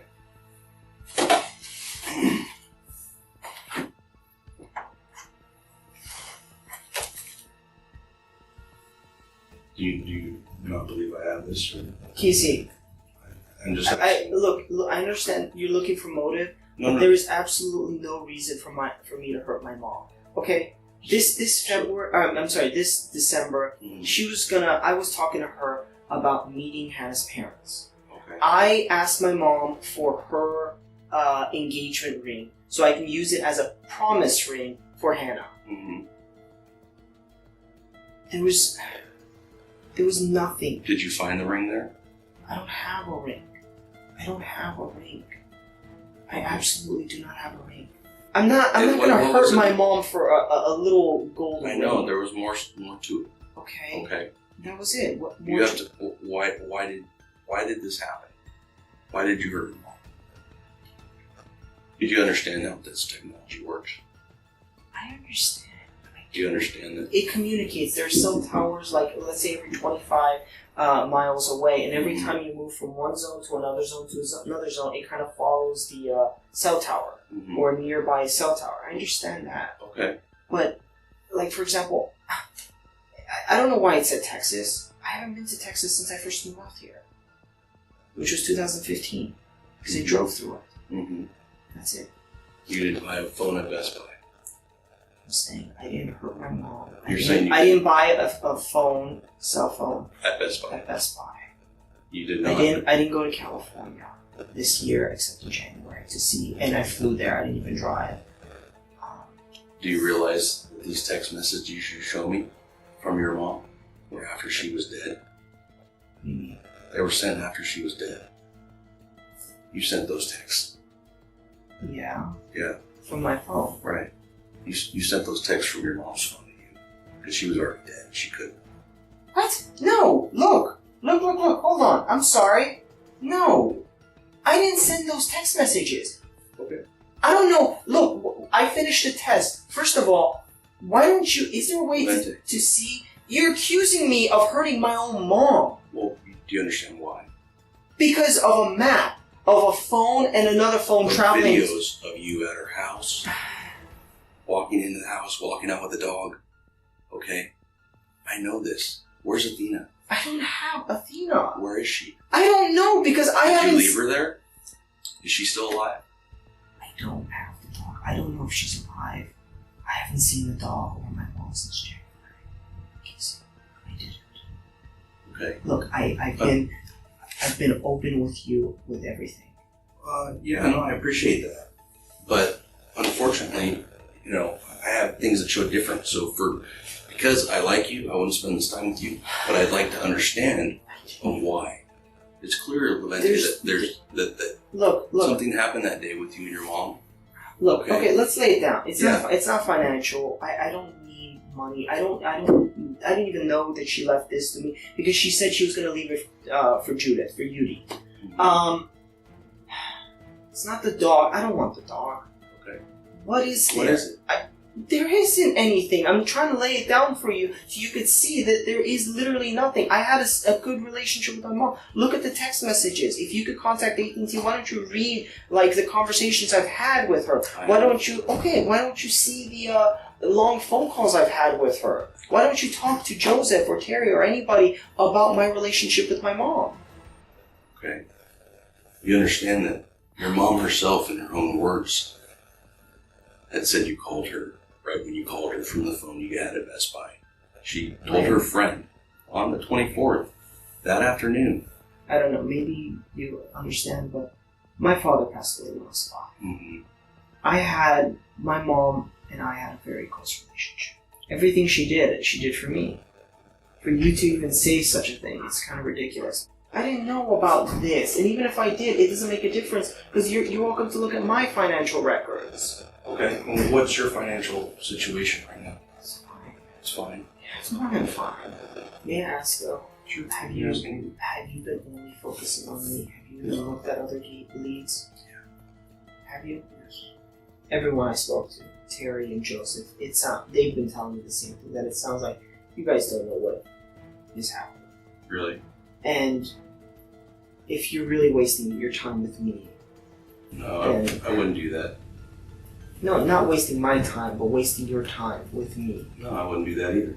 Can you explain to me then the pictures of your Jeeps that are in Arizona and Texas? Because it's very clear your Jeep has this Jeep sticker here. Yes, it does. And what's this sticker? When I lived in an apartment in Vegas. Okay. That's your license plate. It's right? clear. It's not. It's clear. Okay. I can see it. Can you explain that to me? No. No, I cannot. Why? I cannot. Because I have no answer. Okay. And That's your Jeep? Sure. Okay. That's in Texas. Okay. Okay. That's where your phone is hitting a tower. Okay. That's where the phone you bought at Best Buy is hitting a tower. Okay. Right there. Okay. Where you picture your Jeep. Yes. You in it. Okay. Okay, I understand. Okay. Help me explain that. I can't because I don't know, you see. Okay. So this is on the 23rd when you're driving out to California. Okay. Okay. This is on the 25th when you're driving back Okay. to Indiana. Okay. Okay. I understand. Like everywhere you went. Yeah. You got captured on video. Okay. Okay.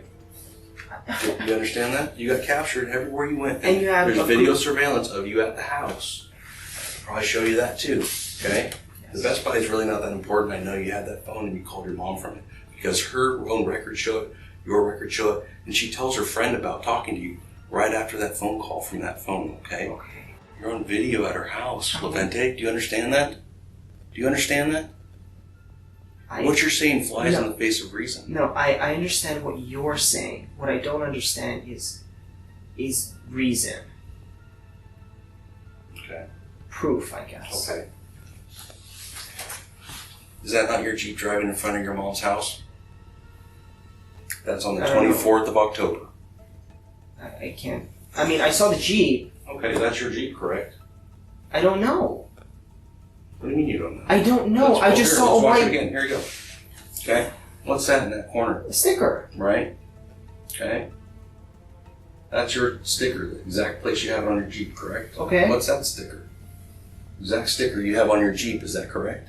I didn't see the second sticker, but Okay. okay. So this is in front of your mom's house. Okay. On 1024, look. At 1527, which means 327. I didn't see my mom. The next day, I didn't see. Explain that to me then. I don't know. That's your Jeep. How do you know that's my Jeep, though? Can you show me proof of me? Yeah. Is that what you need in order to tell me what happened? Sure, but I didn't do anything. Levente, Yes. I've been very nice to you. I know and I've you bent have. over backwards to help explain all this. You realize there's you and Athena walking away. Okay? Right there. I have you on video going all the way up the street to where you parked. Do you realize that? That's not me. That's not me. How can that be me? Vente, because it was you. Okay? You showed one person walking by with a dog. I have lots of video. They're hard to get to on this, but do you not understand? Okay, so listen, if you were me, okay, and I know that your phone starts at your house here in Indiana, And that there's a cricket phone. and you bought I have video watching you. I looked at you yesterday, watched all the video of you going in and buying this phone.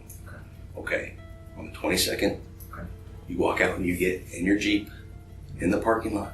You sit in your Jeep for about 20 minutes. You activate the phone.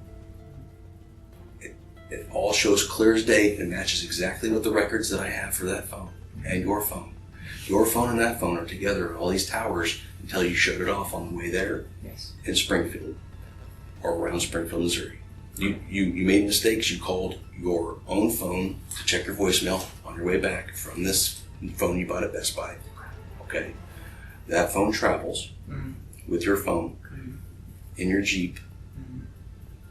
There's pictures taking you along the whole way, right to your mom's house. Yes. There's video surveillance of you in multiple places, right at your mom's house. Okay, so tell me that you're telling me that you're here, but that's complete contradiction to everything that I know. So help me understand why this happened. I already know that you hurt your mom that day. Was there an argument? No, because I did not hurt my mom. I did not see my mom. Did you buy the phone at Best Buy? The Cricket? Yeah. Yes, I did. Okay, why did you buy that phone? Personal reasons. Like what? Personal reasons. Can you explain that to me? No, because it has nothing to do with this. It has nothing to do with my mom or... Well, you called your mom from it. I did. Quite a bit. Yeah. Okay. I spoke to her for like an hour. Yeah. What did you guys talk about? Many different things. The promised ring, my mom's job, the doctor's visit, talked about Joseph. That was it. Why did you have to buy that phone for those conversations? Personal reasons. I also made other calls. Okay, to who on that phone? To other people that are not at all related to this. Okay. And what about Hannah? I've called Hannah on that. Okay. Yeah, I've called Joseph on that. Okay. Yeah. Did Hannah go with you to California? No. Did Joseph go with you to your mom's? No. Okay. Did anyone else go with you to your mom's? No, because I didn't go to my mom's. Okay. Where's that phone now? I threw it away. Where did you throw it away? In my trash. Where? Where I live. Where you live? Yes. Okay. And what day did you throw that phone away? Last week. And what kind of phone was it? Flip phone. Flip phone? Yeah. Okay. And how did you buy that? At Best Buy. What'd you pay with? Cash. Okay. You remember how much you spent roughly? $25, $30. Okay. What's Hannah gonna tell me when I talk to her about where you were? And I was not there. What's she gonna say? What'd you tell Hannah? I was in California. But I didn't go see my mom. I didn't see her. I drove by her place. What'd you I went to Los Angeles. I went to Los Angeles to, and I could prove it to you. I could show it to you. Okay. To buy marijuana. Right? Okay. And I bought medicinal marijuana. I went to it's on Venice Street in Los Angeles. That's why I went to California. Okay. And how do you show that to me? How? Yeah. I have the weed in my house. Okay.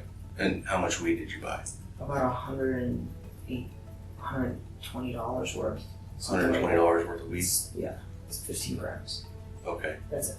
So that's why you came to California? I know it sounds ridiculous, but I don't know anyone here except Hannah. Hannah is not going to go ask people. I'm not going to go ask other people either. She's in medical school. Okay. What did you tell Hannah? That I was going to Chicago. And why did you tell her that? Because she doesn't like it. She doesn't like, because she's in medical school, she's worried about, like, first of all, this is Indiana. They don't have any... if I got caught smoking weed here, she would get in trouble. Because of that, I kind of kept that a secret from her. Okay. So what day did you leave to go to California? Tuesday.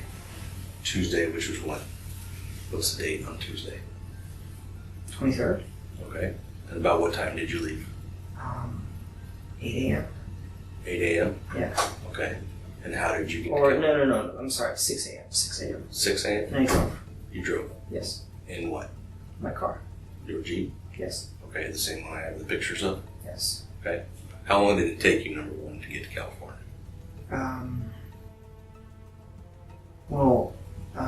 Thursday, I think, was when I got there.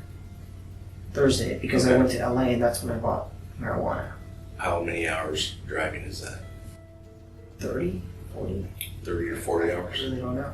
Did you stop and stay in a hotel anywhere? No, I just drove all the way through. You just drove all the way through? Yes. And you got to California on Thursday? Thursday. About what time?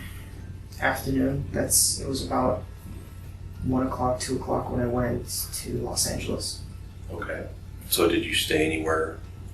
No, I drove the entire time. You just drove straight from your house to LA to your mom's house. I stopped and then straight back to Indiana. I stopped and slept. Where did you stop and sleep? In the driver's seat of the car.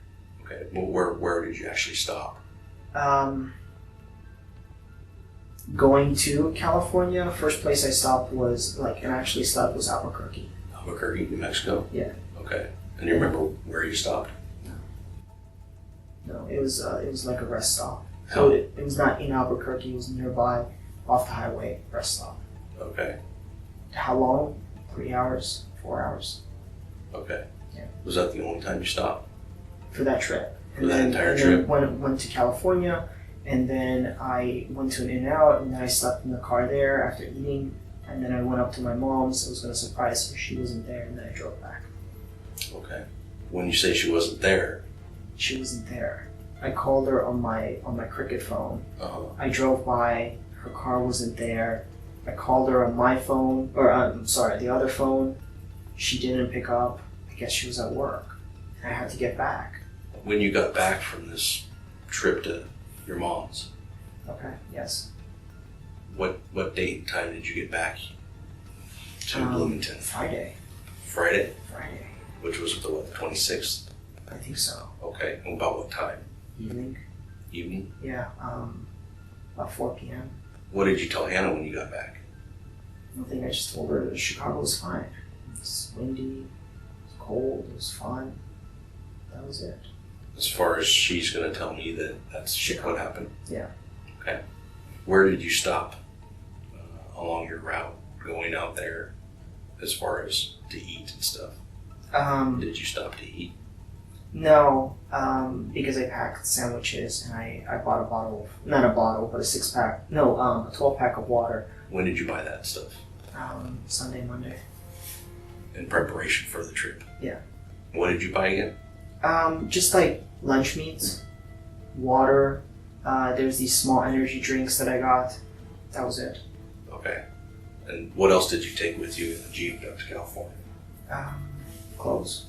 Clothes? What kind of clothes? T-shirt, jeans, shorts. That's it. Okay. Did you bring a computer with you? No. No? I have a tablet, but it's very old, so I don't use it. I just have it. Okay. That's a long trip. I know. So you're telling me that... I know what it sounds like. You're telling me that you drove for 64 hours... For 15 grams of weed. For $100 worth of weed. I know what it sounds like. I know it does. I think we need to talk about what happened in Grover. I understand you gave me my rights when I first came here. Yeah. I understand. I think you could understand why I was hesitant, why I didn't say I was in California, because I'm crossing state lines with weed. Is that really the thing that you think I'm here for? No. You're not here for the weed. I understand that. You understand that I talked to you about your mom being killed and asked you for your help to explain to me when the last time you saw your mom was. And you. But I didn't see my mom. If this story you just told me is true, yeah, you would have told me that. No, because correct? No. Why? Because I am crossing state lines. First of all, it makes me a suspect that I was in California and I drove 60 hours for 15 grams of weed. Okay. It's more than that. A little bit more. Okay. So when I go to that dispensary or I check any dispensaries in LA, I'm going to find that. Yeah. Okay. Yeah. No, I could. If we go to my house, I could show you the canisters. It has the. I don't care about the canisters. Okay. There's going to be video of you. Sure. Yeah. The reason I can't say this is because I am crossing state lines, multiple state lines. That's a federal offense. I will get in a lot of trouble for that. If I told you that, even if it was not related, I would still get in trouble for that. Why? Because I'm breaking a law. What law are you breaking? Crossing state lines with marijuana. That's a law? I mean, yes, it is. Okay. I'm asking. I No, don't know. it is. I don't work It Those is. kind of laws. It is. Okay. I had a friend who got in trouble going from Colorado back to California. Okay. What did you do with your mom's phone? I never saw my mom, so I never saw her phone. I never saw my mom that day. Okay. What happened with the dog? I don't know. I didn't see the dog. I didn't get out of the car that day. Like, when I drove by her house, I didn't get out of the car. First of all, I don't have the dog. I didn't hurt the dog. I didn't see the dog. I didn't see the dog. I didn't see my mom. Mm. And I'm wearing the clothes that with the exception of the shirt. All these are the same clothes you went there when you killed her? Yes. No, I didn't kill my mom. No. These are the clothes that I wore to California. I didn't see my mom that day. What happened when you went to her house later that day? I drove to her place down Main Street, and then I circled twice, saw a guy in a pickup truck washing his car. He lives there, I'm assuming. Then I went back to the main street, and then you know how at the end of the main street it goes to the beach. Mm-hmm. Sat there for a little bit, called her. She didn't pick up. Called her a couple of times. She said she was running errands. She eventually picked up. Mm-hmm. She said she was going to be home later that evening, and then I drove home. I literally drove home. Okay. And it's you know your phone goes back to her, that area by her house. You know your phone doesn't leave then, right? Okay. Yeah, because I was on the phone. I called her and I talked to her. Yeah. Yeah, I understand that. And you went back to her house. No, I didn't. No, I literally left. After I spoke to her, I drove away from Grover Beach. That is. Oh, yeah. After. No. You killed her. No. Do you think Hannah knows? She knows about my mom. She doesn't know about the marijuana or the California trip. Okay. What do you think she's gonna think about that? As obvious, people are gonna start making assumptions. Okay. Like what? Like adding 2 + 2 together. California, and then what she read on the news. Okay. Yeah. So what do you think she's gonna think then? She's not gonna think that I did that, but she's gonna make assumptions. Okay. And I assume when you guys show up there to take the backpack, or to take my clothes, or to look around to see if I have a third dog, which I do not. Here's what I don't understand. Okay. So, okay, I get it. Like, I lied about going to California. I understand that. Obviously, that makes me a suspect. What you didn't ask me is, and you did, but I can't give you an answer because there is literally no answers why I would do such a thing. I have no financial reasons. I never had a bad relationship with my mom. I mean, like, you have arguments with family members, but that's it. Mm-hmm. Nothing that escalates to such a point. There's really no reason. Absolutely no reason. I have no criminal record. I've never done anything bad in my life, with the exception of, like, getting detention in high school or whatever. But I don't have, and parking tickets. But that's it. So it doesn't make sense for me to go from 0 to 60 overnight. I agree. And your childhood was not great. No, it was great. I had a lot of good friends. It was just not great because it's not like the iconic childhood. Okay. Dad, mom, house, picket fence, dog, that sort of thing. Okay. It was not terrible. No, it was just not great because she always worried about bills. Mm-hmm. So. What are you going to do with the money that you received from your mom's properties and estate, life insurance? I don't even know if she has life insurance. I don't know what she has. I don't know because I know you inherit debt as well. I really don't know. That's something I would have to talk to a financial aid about. Okay. What am I going to see on your internet browsing history? Weird questions or weird things that Hannah and I talk about medically, about animals. Like what? Like she's a medical student. You know, we talk about a lot of weird things like some of her patients. Okay, I know what you're going for. Nothing murder related. Go through, your trip back from California. Look, let's just. Okay, I understand you have evidence. If you have the videos, you have the videos. Let's just let the jury decide.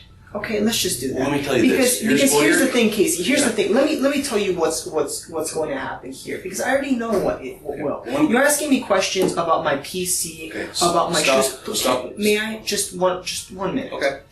You're asking questions about my PC, about my phone, about my shoes. You're gonna go to my house. That's fine. Whatever. Right. I told you where the marijuana is. You're gonna talk to Hannah, that sort of thing. And you know what? She's in med school. She doesn't have to deal with this shit.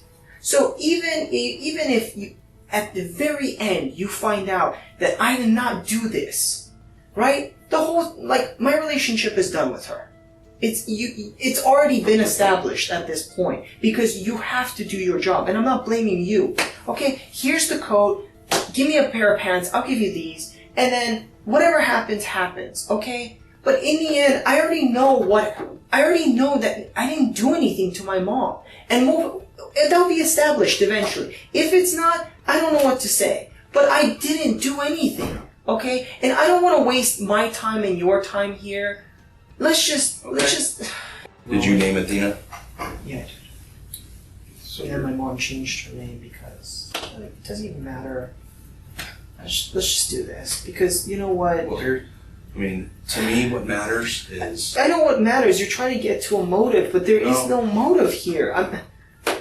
Okay. Okay? Listen to me for a minute. This whole thing, it's not only just that my mom died, but now my whole life is gonna be just fucking raped. Just by the news, by you guys saying that didn't leak that story. Give me a break. Okay, and now you're gonna go through my stuff and my girlfriend's belongings and stuff? Jesus Christ, it's gonna ruin her.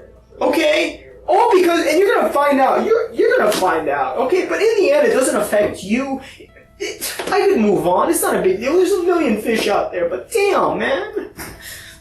Well, listen, Levente. Sure. Here's the deal, is I don't want your girlfriend to think this.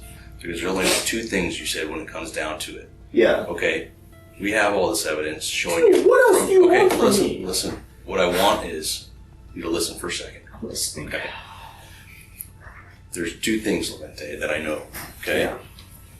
One, it's not about who did it. Okay? I know you did it. But here's what the jury's gonna see, or Hannah's gonna see, more importantly, is you either, one, you're a cold-blooded killer who has no remorse and killed your mom, planned it, did it. Or two, something would happen there when you went to see your mom that I don't know about, that you cannot fill in.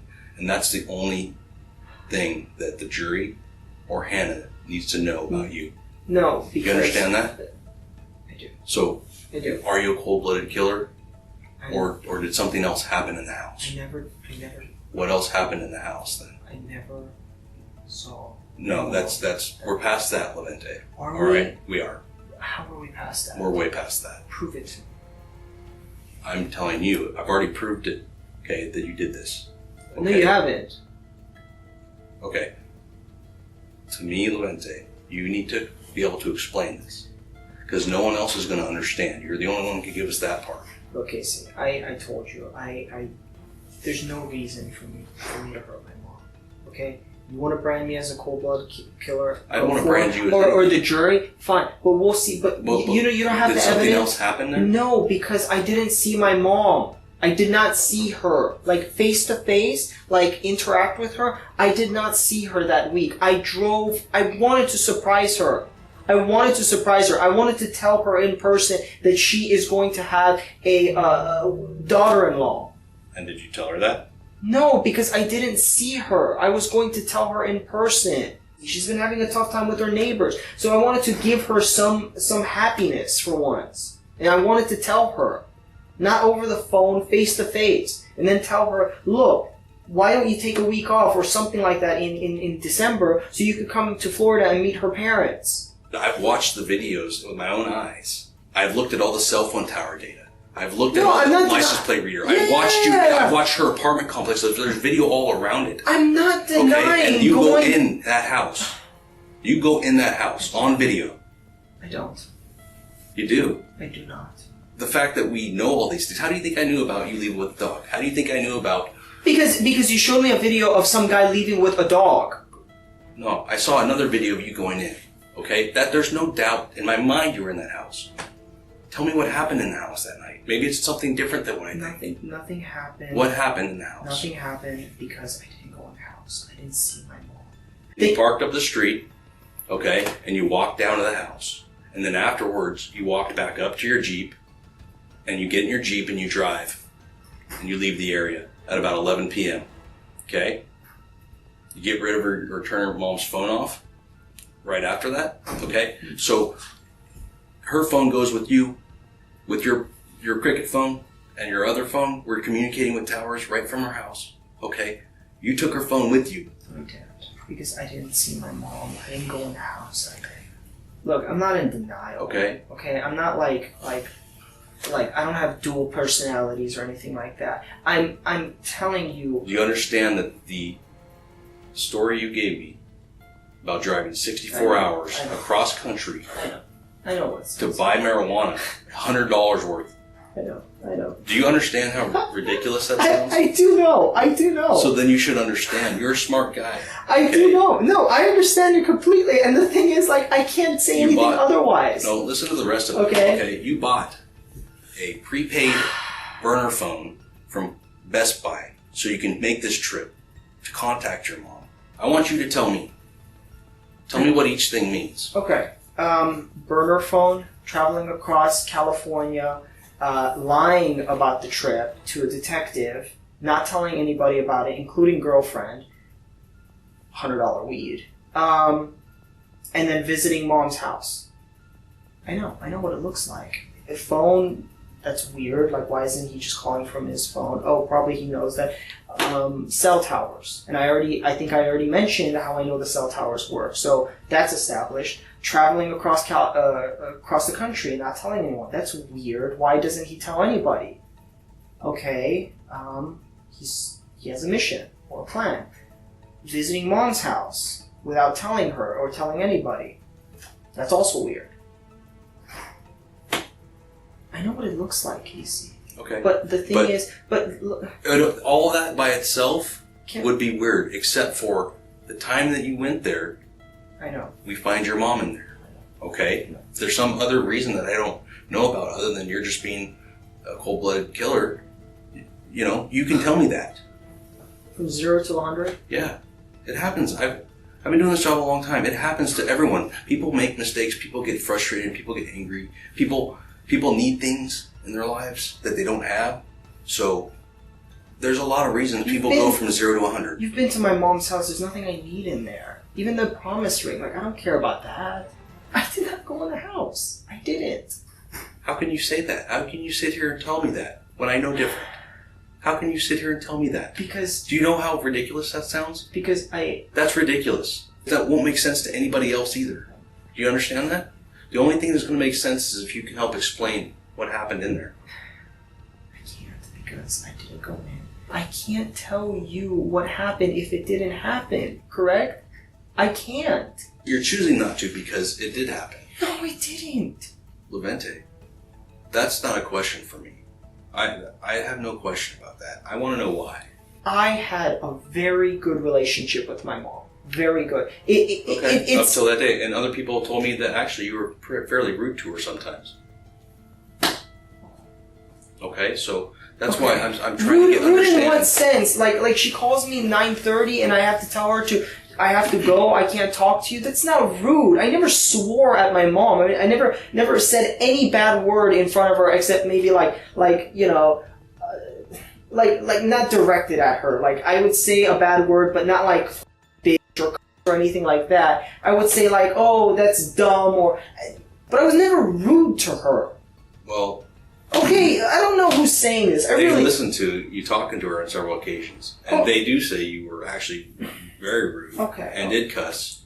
And that's what I don't want everyone to think at the end of the day, that you're some cruel guy to your mother. Oh my God. I need you to help me explain what happened so we don't think that. Because that's what we have to think right now. I can't help. That's what we have to think right now.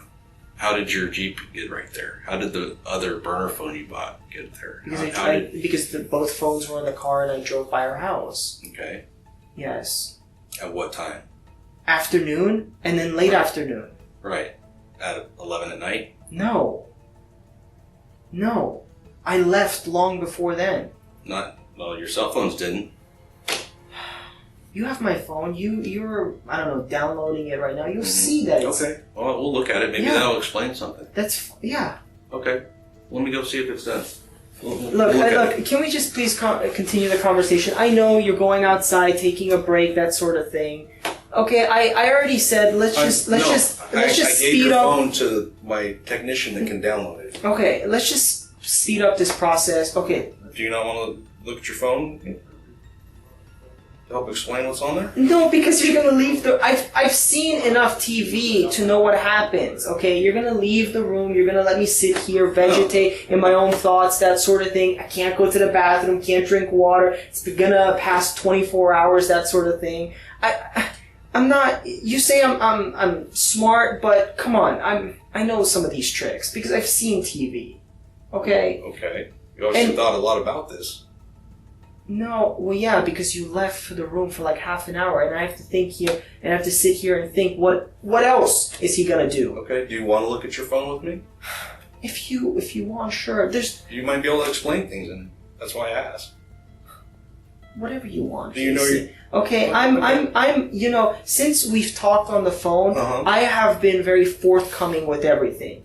Forthcoming, except the California trip. I'm forthcoming about my clothes right now. Okay. Okay? I just want to push and help in whatever way I can, just expedite the whole thing. Let's go. Let me go see if your phone's done, and I'll bring it in here and we can look at it. That might help expedite. Right. Just take me to California or whatever is going to happen. Okay, let's just do the whole thing. You stay here. I'm going to go get it. Okay. What do you owe money to the IRS for? Pardon? What do you owe money to the IRS for? When I got stipends from Paul in 2010 to 2015, the attorneys informed me that they were tax-free, but they were not. I'm going to use my fingerprints on there and start comparing. What other information is there on your cell phone that we have that's going to be helpful to explain anything? Nothing. Nothing that I can think of. Okay. Nothing for you, nothing for me. Like in my defense, and nothing that could incriminate me. In neither of those things. Okay. You've already made a stance of where you are with this whole thing. That I'm a cold-blooded killer, or you're trying to narrow down like why I did this. But I didn't do any of those things. I did not hurt my mom. I'm not a killer. I've never done anything like that before, ever. Okay? Nothing. And you know what? I'm not going to start dragging other people into this. I'm not. Because already, what I'm imagining right now is that you already have a bunch of cops at my girlfriend's and my house going through our shit. And she's going to come home after a long day of work. She wants to play with the pups. And guess what? She's going to come home to that. Okay? And she doesn't deserve that. She doesn't. That's why I've been so forthcoming with the whole thing. No, I don't have that. I don't have that. Because it's this. No, it's not this. I don't have that. I just have the property titles. That's at your house. I only have the property titles. You're saying I don't have any will or testament. I don't have that. That's at your house. I don't have that. I don't have that. I don't have that. I'm telling you right now, I don't have it. They told me they just found this in your I don't have that. I really do not have that. I only have property titles. Are you ever going to show me that picture or that video of me walking into my mom's house? Is that what it would take for you to tell me the truth? I'm curious because would you tell me the truth if I showed you that? Well, you've mentioned. Would you tell me the truth? You've mentioned a lot of evidence, but you've never showed me anything except the Google, Would you tell me the truth if I showed it to you? I mean, is that what it takes? Is this a psychiatry thing, going back and forth with questions? I'm asking you. Are you ever going to show it? It's either yes or no. It's not a question back. That's what I'm asking. What if I showed it to you? Same thing. What would you say? You just showed. What would you say? Oh, I gotta see it. I don't know. I have to. Why would you have to see it?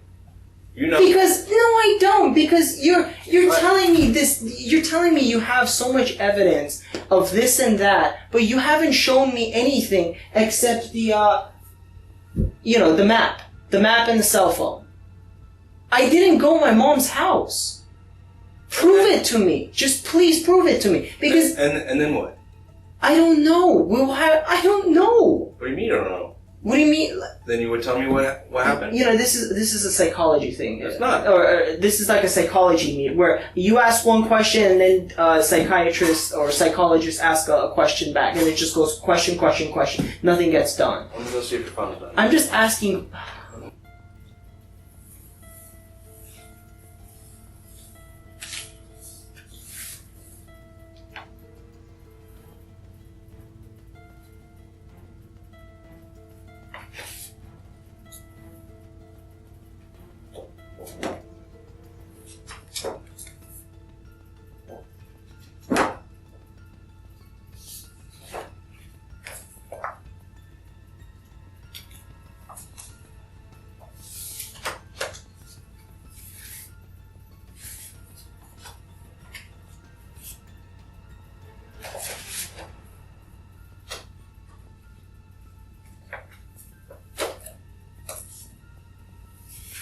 Look, Casey, I can't give you what you want if I don't have it. When you have it, you just choosing not to tell me. This is a choice you've made. Okay? The choice you made to kill your mother. No, I didn't. The choice you're making to come up with these bizarre stories that make zero sense. Wait, but how are they bizarre? Did your team at least found the weed? See, and that the things you focus on, yes, are just silly.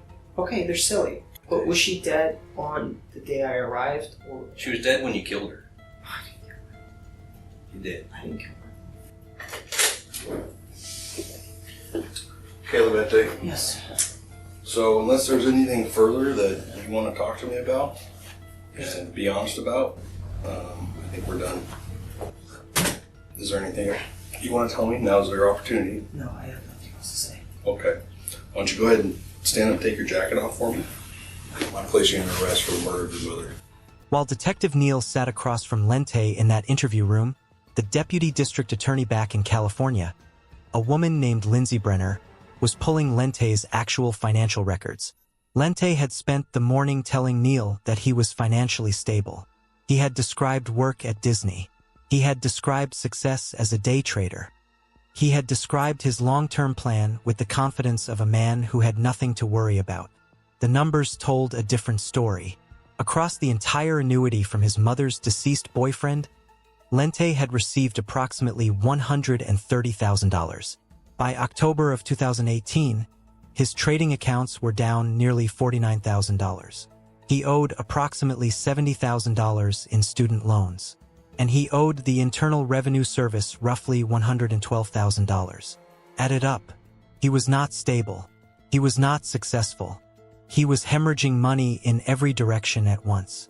The next scheduled payment from Paul's estate, the $200,000 Lente had mentioned so casually, was not due to arrive until July of 2022, almost 4 years away.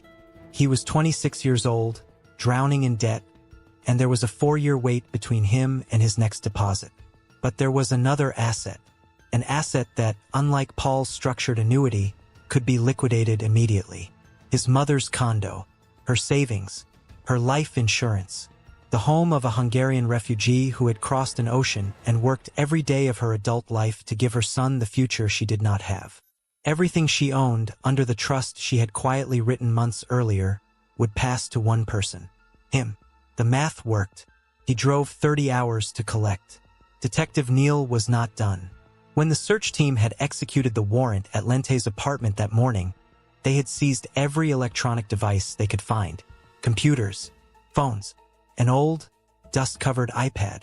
That iPad would turn out to be the most important object recovered in the entire case. The iPad was Wi-Fi only, no cellular connection, which meant that every time it touched the internet, it had to connect to a wireless network, a home router, a coffee shop hotspot, a public Wi-Fi signal at a gas station. And like most modern devices, it stored a quiet little log of every network it had ever joined. When the forensic technicians extracted that log, they found something they were not prepared for. On the morning of October 25, 2018, between 11 a.m. and 11:10 a.m. Pacific Time, Lente's iPad connected to the free public Wi-Fi at a McDonald's in Winslow, Arizona. The McDonald's surveillance camera captured his Jeep idling in the parking lot for those 10 minutes. During those 10 minutes, the iPad's browser history shows a series of searches. The first search was his own name, Lente Lazar, suspect Grover Beach. The second search added a single word, Lente Lazar, murder Grover Beach. The third search dropped his name entirely, murder Grover Beach on 9th Street. The body of Athena Valentini was not discovered until 11:50 a.m. that morning. Read those timestamps again. He searched for himself as a murder suspect 40 minutes before there was a crime for anyone to suspect him of. He typed his own name into a Google search bar, next to the word murder, in a fast food parking lot in the Arizona desert, while 150 miles back the body of his mother was lying undiscovered on a bedroom floor in California. He was checking to see if the world had caught up with him yet. It hadn't. Not yet. But it would. 12 months later, a jury took less than a day. Lente Lazar was convicted of first-degree murder of his mother, committed with a sharp object. The judge sentenced him to life in prison without the possibility of parole. He has never confessed. He has never offered an explanation. He has never said he was sorry. Detective Casey Neal, in his career, has interviewed killers of nearly every kind.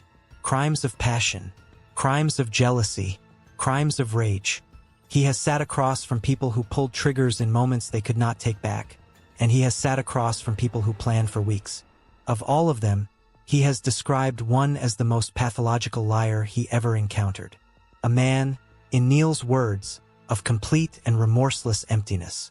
He was describing Lente Lazar. Athena Valentini had no immediate family left in the United States. Her parents were gone. Her husband had died in another country more than 2 decades earlier. Her only son was in custody, awaiting trial for her murder. So there was no funeral. There was no burial. There was no gathering of family in a quiet chapel to say goodbye. The woman who had crossed an ocean to save her child, who had built a life from nothing in a country whose language she had to learn, had no one left to lay her to rest. Her friends did what they could.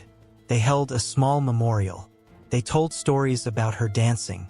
They told stories about her laugh. They tried to give her, in death, the warmth she had given everyone she had ever known in life. Yeah, I'd like to get, if possible, have a wellness check done on my daughter. And I've been trying to get a hold of her all week. I was just wondering if I could have somebody maybe go by her house and check on her.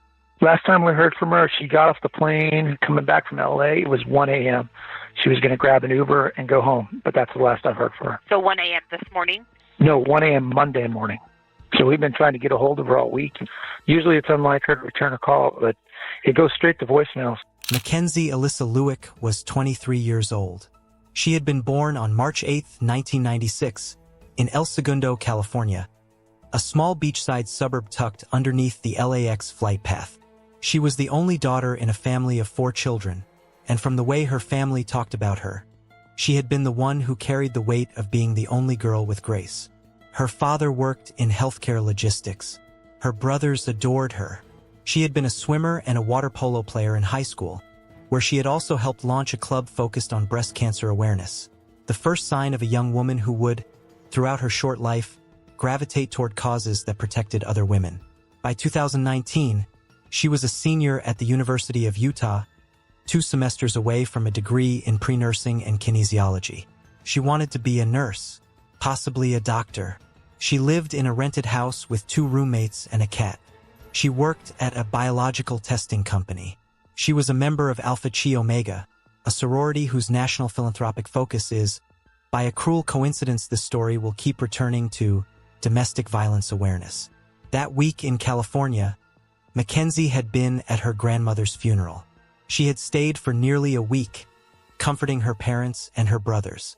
Her last morning at home, her family had dropped her at the airport and hugged her goodbye, and told her they would see her in a few weeks for a family wedding. On the morning of June 20th, when Greg called the Salt Lake City Police Department, he was hoping, the way every parent in his position hopes, that there was a simple, almost embarrassing explanation. A dead battery, a long sleep, a young woman, exhausted from a funeral, who had simply gone off the grid for a day or two.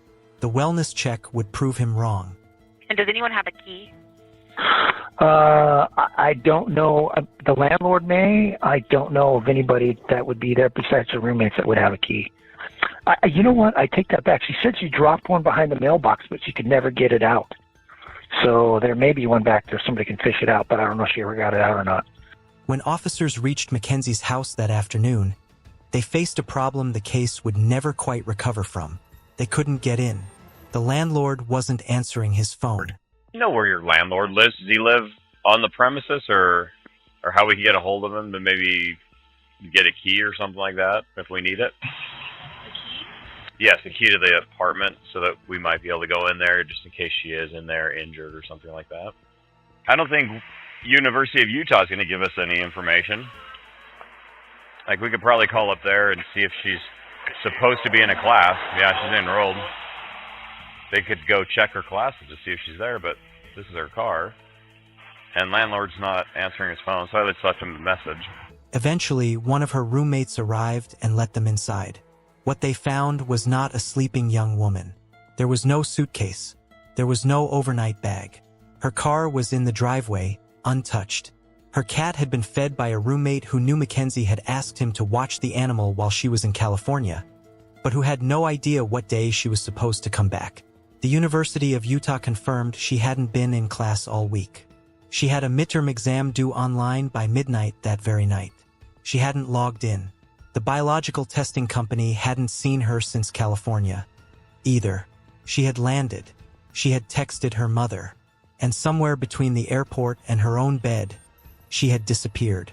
You should hold on to that detail, because by the end of this story, you'll understand that she had never been heading to her own bed in the first place. Greg Lewick did what any father with access to his daughter's bank account would do. He started looking for her himself. What he found was a daughter he didn't quite recognize. There was a recent deposit of $300 he couldn't explain.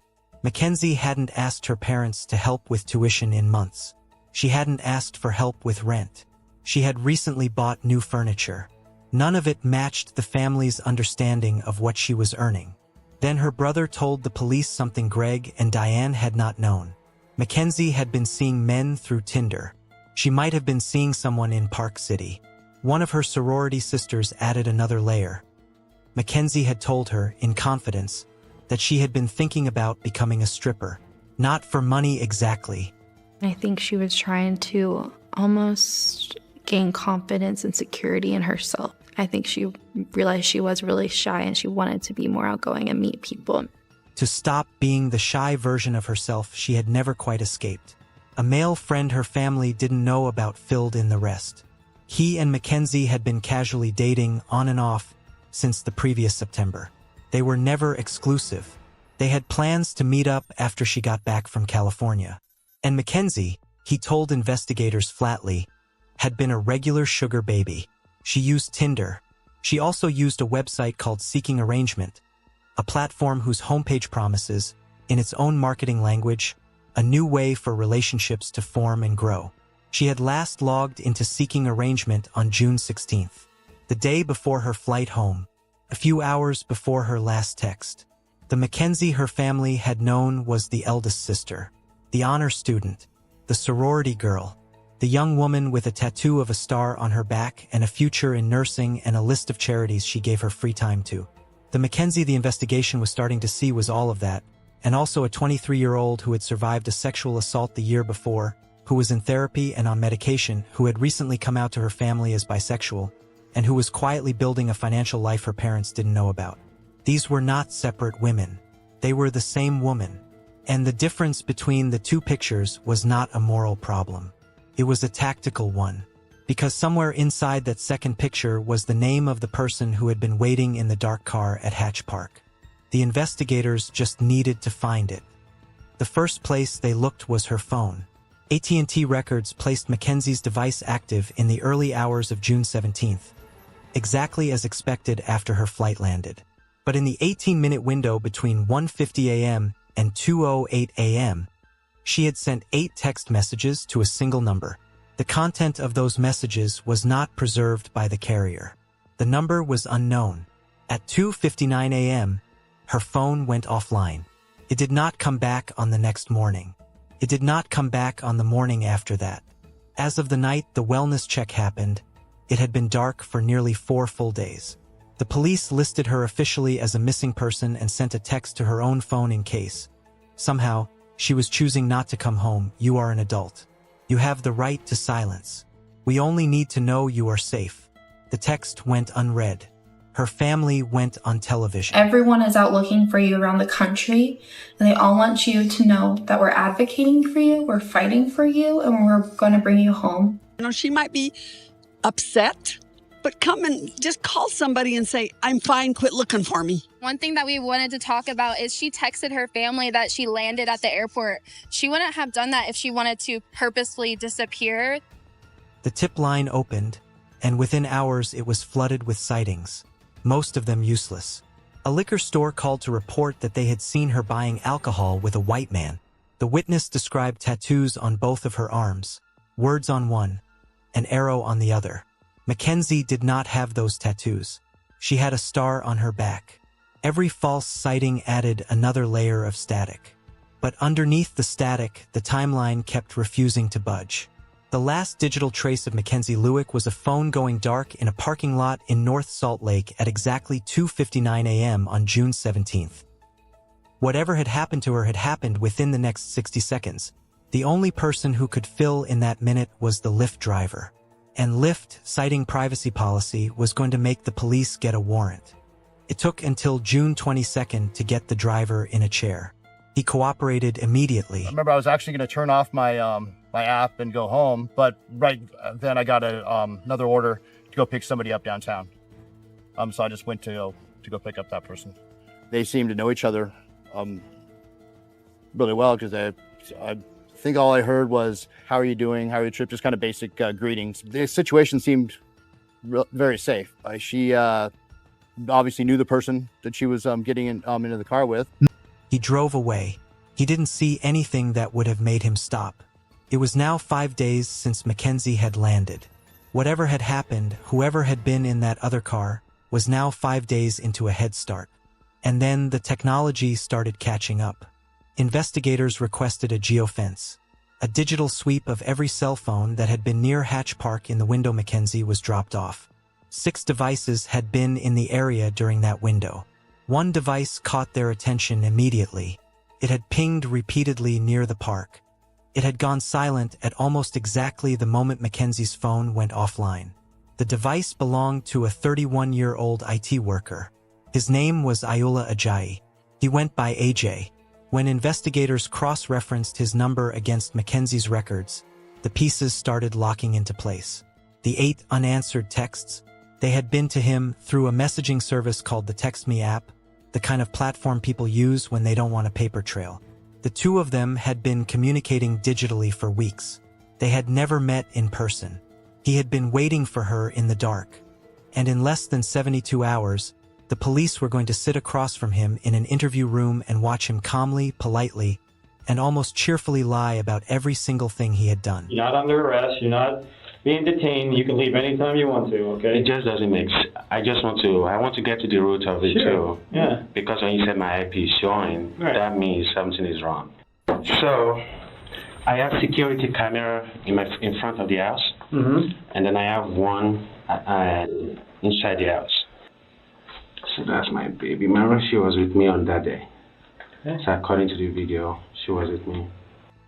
And when the detective asked her name, he gave them a first name, Michelle, and said he didn't know her last name.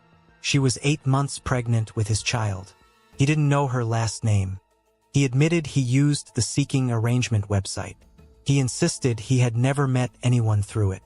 He told them, in the same even tone, that he used the site only because he had anxiety and PTSD and just needed someone to talk to when he was alone. He had never met Mackenzie. So I have PTSD and anxiety. I just need to talk to someone whenever I'm alone and I'm freaking out. So this is the seeking arrangement website? Yes. Okay. So, and I go through the whole everything. I can't see anyone that matched that profile and that matched that picture. Okay. But if you see, you can see most of them are in Seattle, Ogden, everywhere around the world. Okay. So I never even try to meet them. I just need someone to talk to whenever I'm freaking out, so to calm down. So even some of them are in Washington, D.C. And one in Logan. So all we just do is to talk. And if I met her from there, I'm positive that I probably don't want to meet her because all this is not revealed to my baby mama, and I don't want her to know about it. So I never meet any of them. So you're still saying that that's the only text, that's the only messages you got from her, right? That I can remember. So, but for her to just send me a question mark, so there's a possibility that I've talked to her in the past. And don't get me wrong, I'm not saying you did this or you were involved in it at all. I'm just saying that someone at your house or someone was using your IP address, that's all. Yeah. I'm just trying to get to the bottom of it. I would like to do that because I'm freaking out already. I have anxiety and I have PTSD, so that's why I've been calling you, like, please let me help if any way I can help. Even my lawyer don't want me to come here right now. He had an answer for everything. He was, in the language of investigators who have seen 1,000 of these interviews, too cooperative. By the end of the interview, the detectives had confiscated his phones. They had not arrested him. They told him he was free to leave. He left the precinct calm, almost relieved. What AJ didn't know, what no one in that room could have known yet, was that he had already, 24 hours earlier, started doing something so incriminating it would crack the entire case open. But before we get to that, we need to talk about what was happening inside his house. The next morning, June 26th, the police arrived at AJ's address with a search warrant. The first thing they found, before they ever stepped into the basement, was a man they didn't expect. A renter, blinking up from the spare bedroom, suitcase still half-packed. He had landed in Salt Lake City that morning and had booked the spare room through Airbnb. He knew nothing. He had been in the house for less than a day. He stayed on the front porch while officers went through the rest of the property. What they found, room by room, was a portrait of a man who had been preparing for something. Knives, a hammer, a loaded gun in his car, boxes of electronics, a mesh Wi-Fi system, a router with no password, dirt and yard debris in the floor mats of his vehicle, a red plastic gas can, a shower curtain stained with what looked like bleach and blood, clothing with similar stains. When the officers were finished, they told AJ he was free to go. You're free to leave. I'm not detaining you, so you can leave whenever you want. You want to check it Friday? Check what you got crazy? No, I just don't want you guys to use anything when I'm gone because I gave them my phone and they used that against me before. So I just want to make sure that you guys approve everything before I do it. You're free to leave when you want. Any idea where you want to go? I don't even know. I don't have my phone or my card, so I have no destination. Okay. Again, and I don't have a time frame, right? Like, I don't know if so. Could be 10 minutes, could be a little bit longer. Yeah, so I would assume you'd want to be here. Yeah, so I mean, you don't have. You're sitting right there. I have no problem with you sitting in the shade on the porch if you want to. Like, that looks miserable. Yeah, if you guys have my phone without my permission, and if you guys, they give it to you guys when you are here, and I can see what you guys are doing with it, that would make more sense. But they took it with them. I don't know what's going on. And I don't either. So that I just think that's not fair. He said he was heading to the library. 2 undercover officers tailed him from the curb. He didn't go to the library. He went to a Smith's grocery several minutes away. He walked through the aisles. He walked to the bank counter inside the store. He bought a prepaid burner phone. A man with nothing to hide doesn't buy a burner the morning his house gets searched. The officers radioed in. By the time AJ had finished his errands, the police were ready for him. What's going on, man? Detectives are ready to talk to you about everything that's going on real fast, so if you want to come, I'll give you a ride back to the house real quick. But there's Fox News over there. I know, I'm going to drive you back in my car. It's a Camry, so... We'll stay away from the news. Yeah, we're not going to go by the news. But I don't want my face on the news. I will do that so it doesn't, okay? So stand up real quick. We're just going to... Oh, are you arresting me or something? No. Stand up. Then why you're going to be detained for a little bit. You're being detained, but just for a second, okay? I got to put you in handcuffs just while we're driving. Per policy, we're just going to go talk to detectives for a little bit. He was about to find out what they had found in his backyard.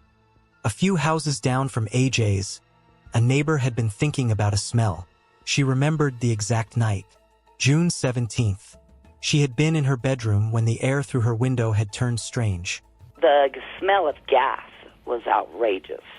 And I thought maybe I was in my bedroom and I smelled it through my window and I thought maybe it was my motorhome. And so I came outside to make sure, and there's this smell in the air that was just almost rancid. It was just really disgusting smelling. When investigators heard her account, they brought in a cadaver dog.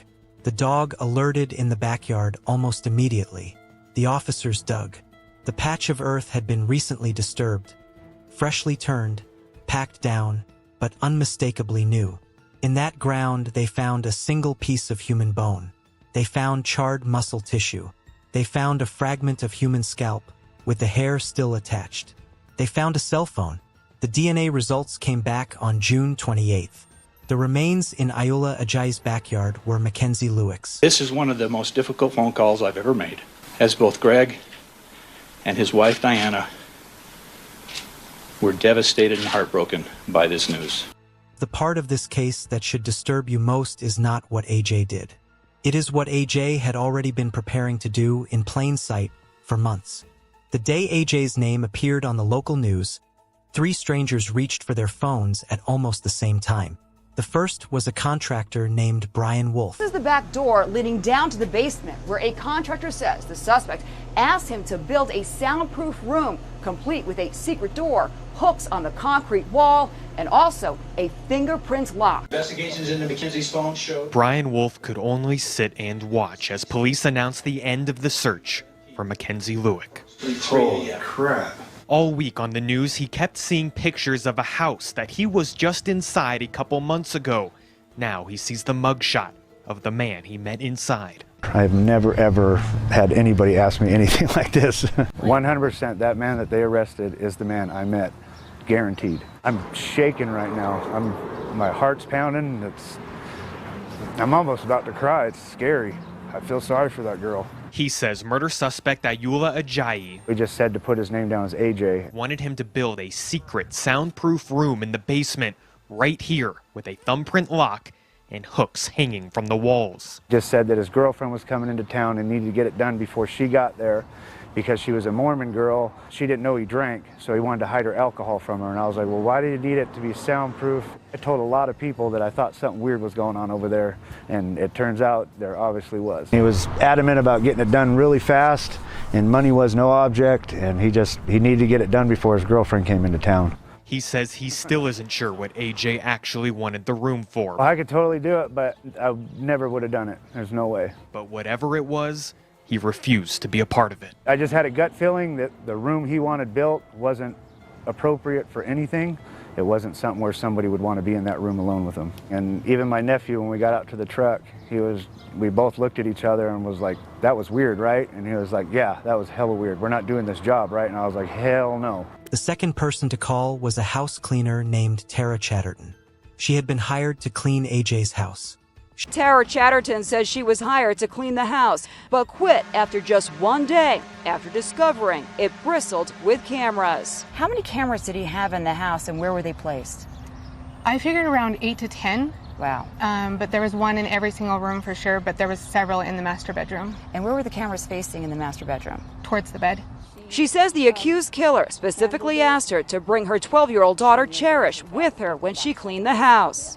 Tara says AJ had a certain charm, but reminded her of notorious serial killer Ted Bundy. I just knew in my gut that I should not go back.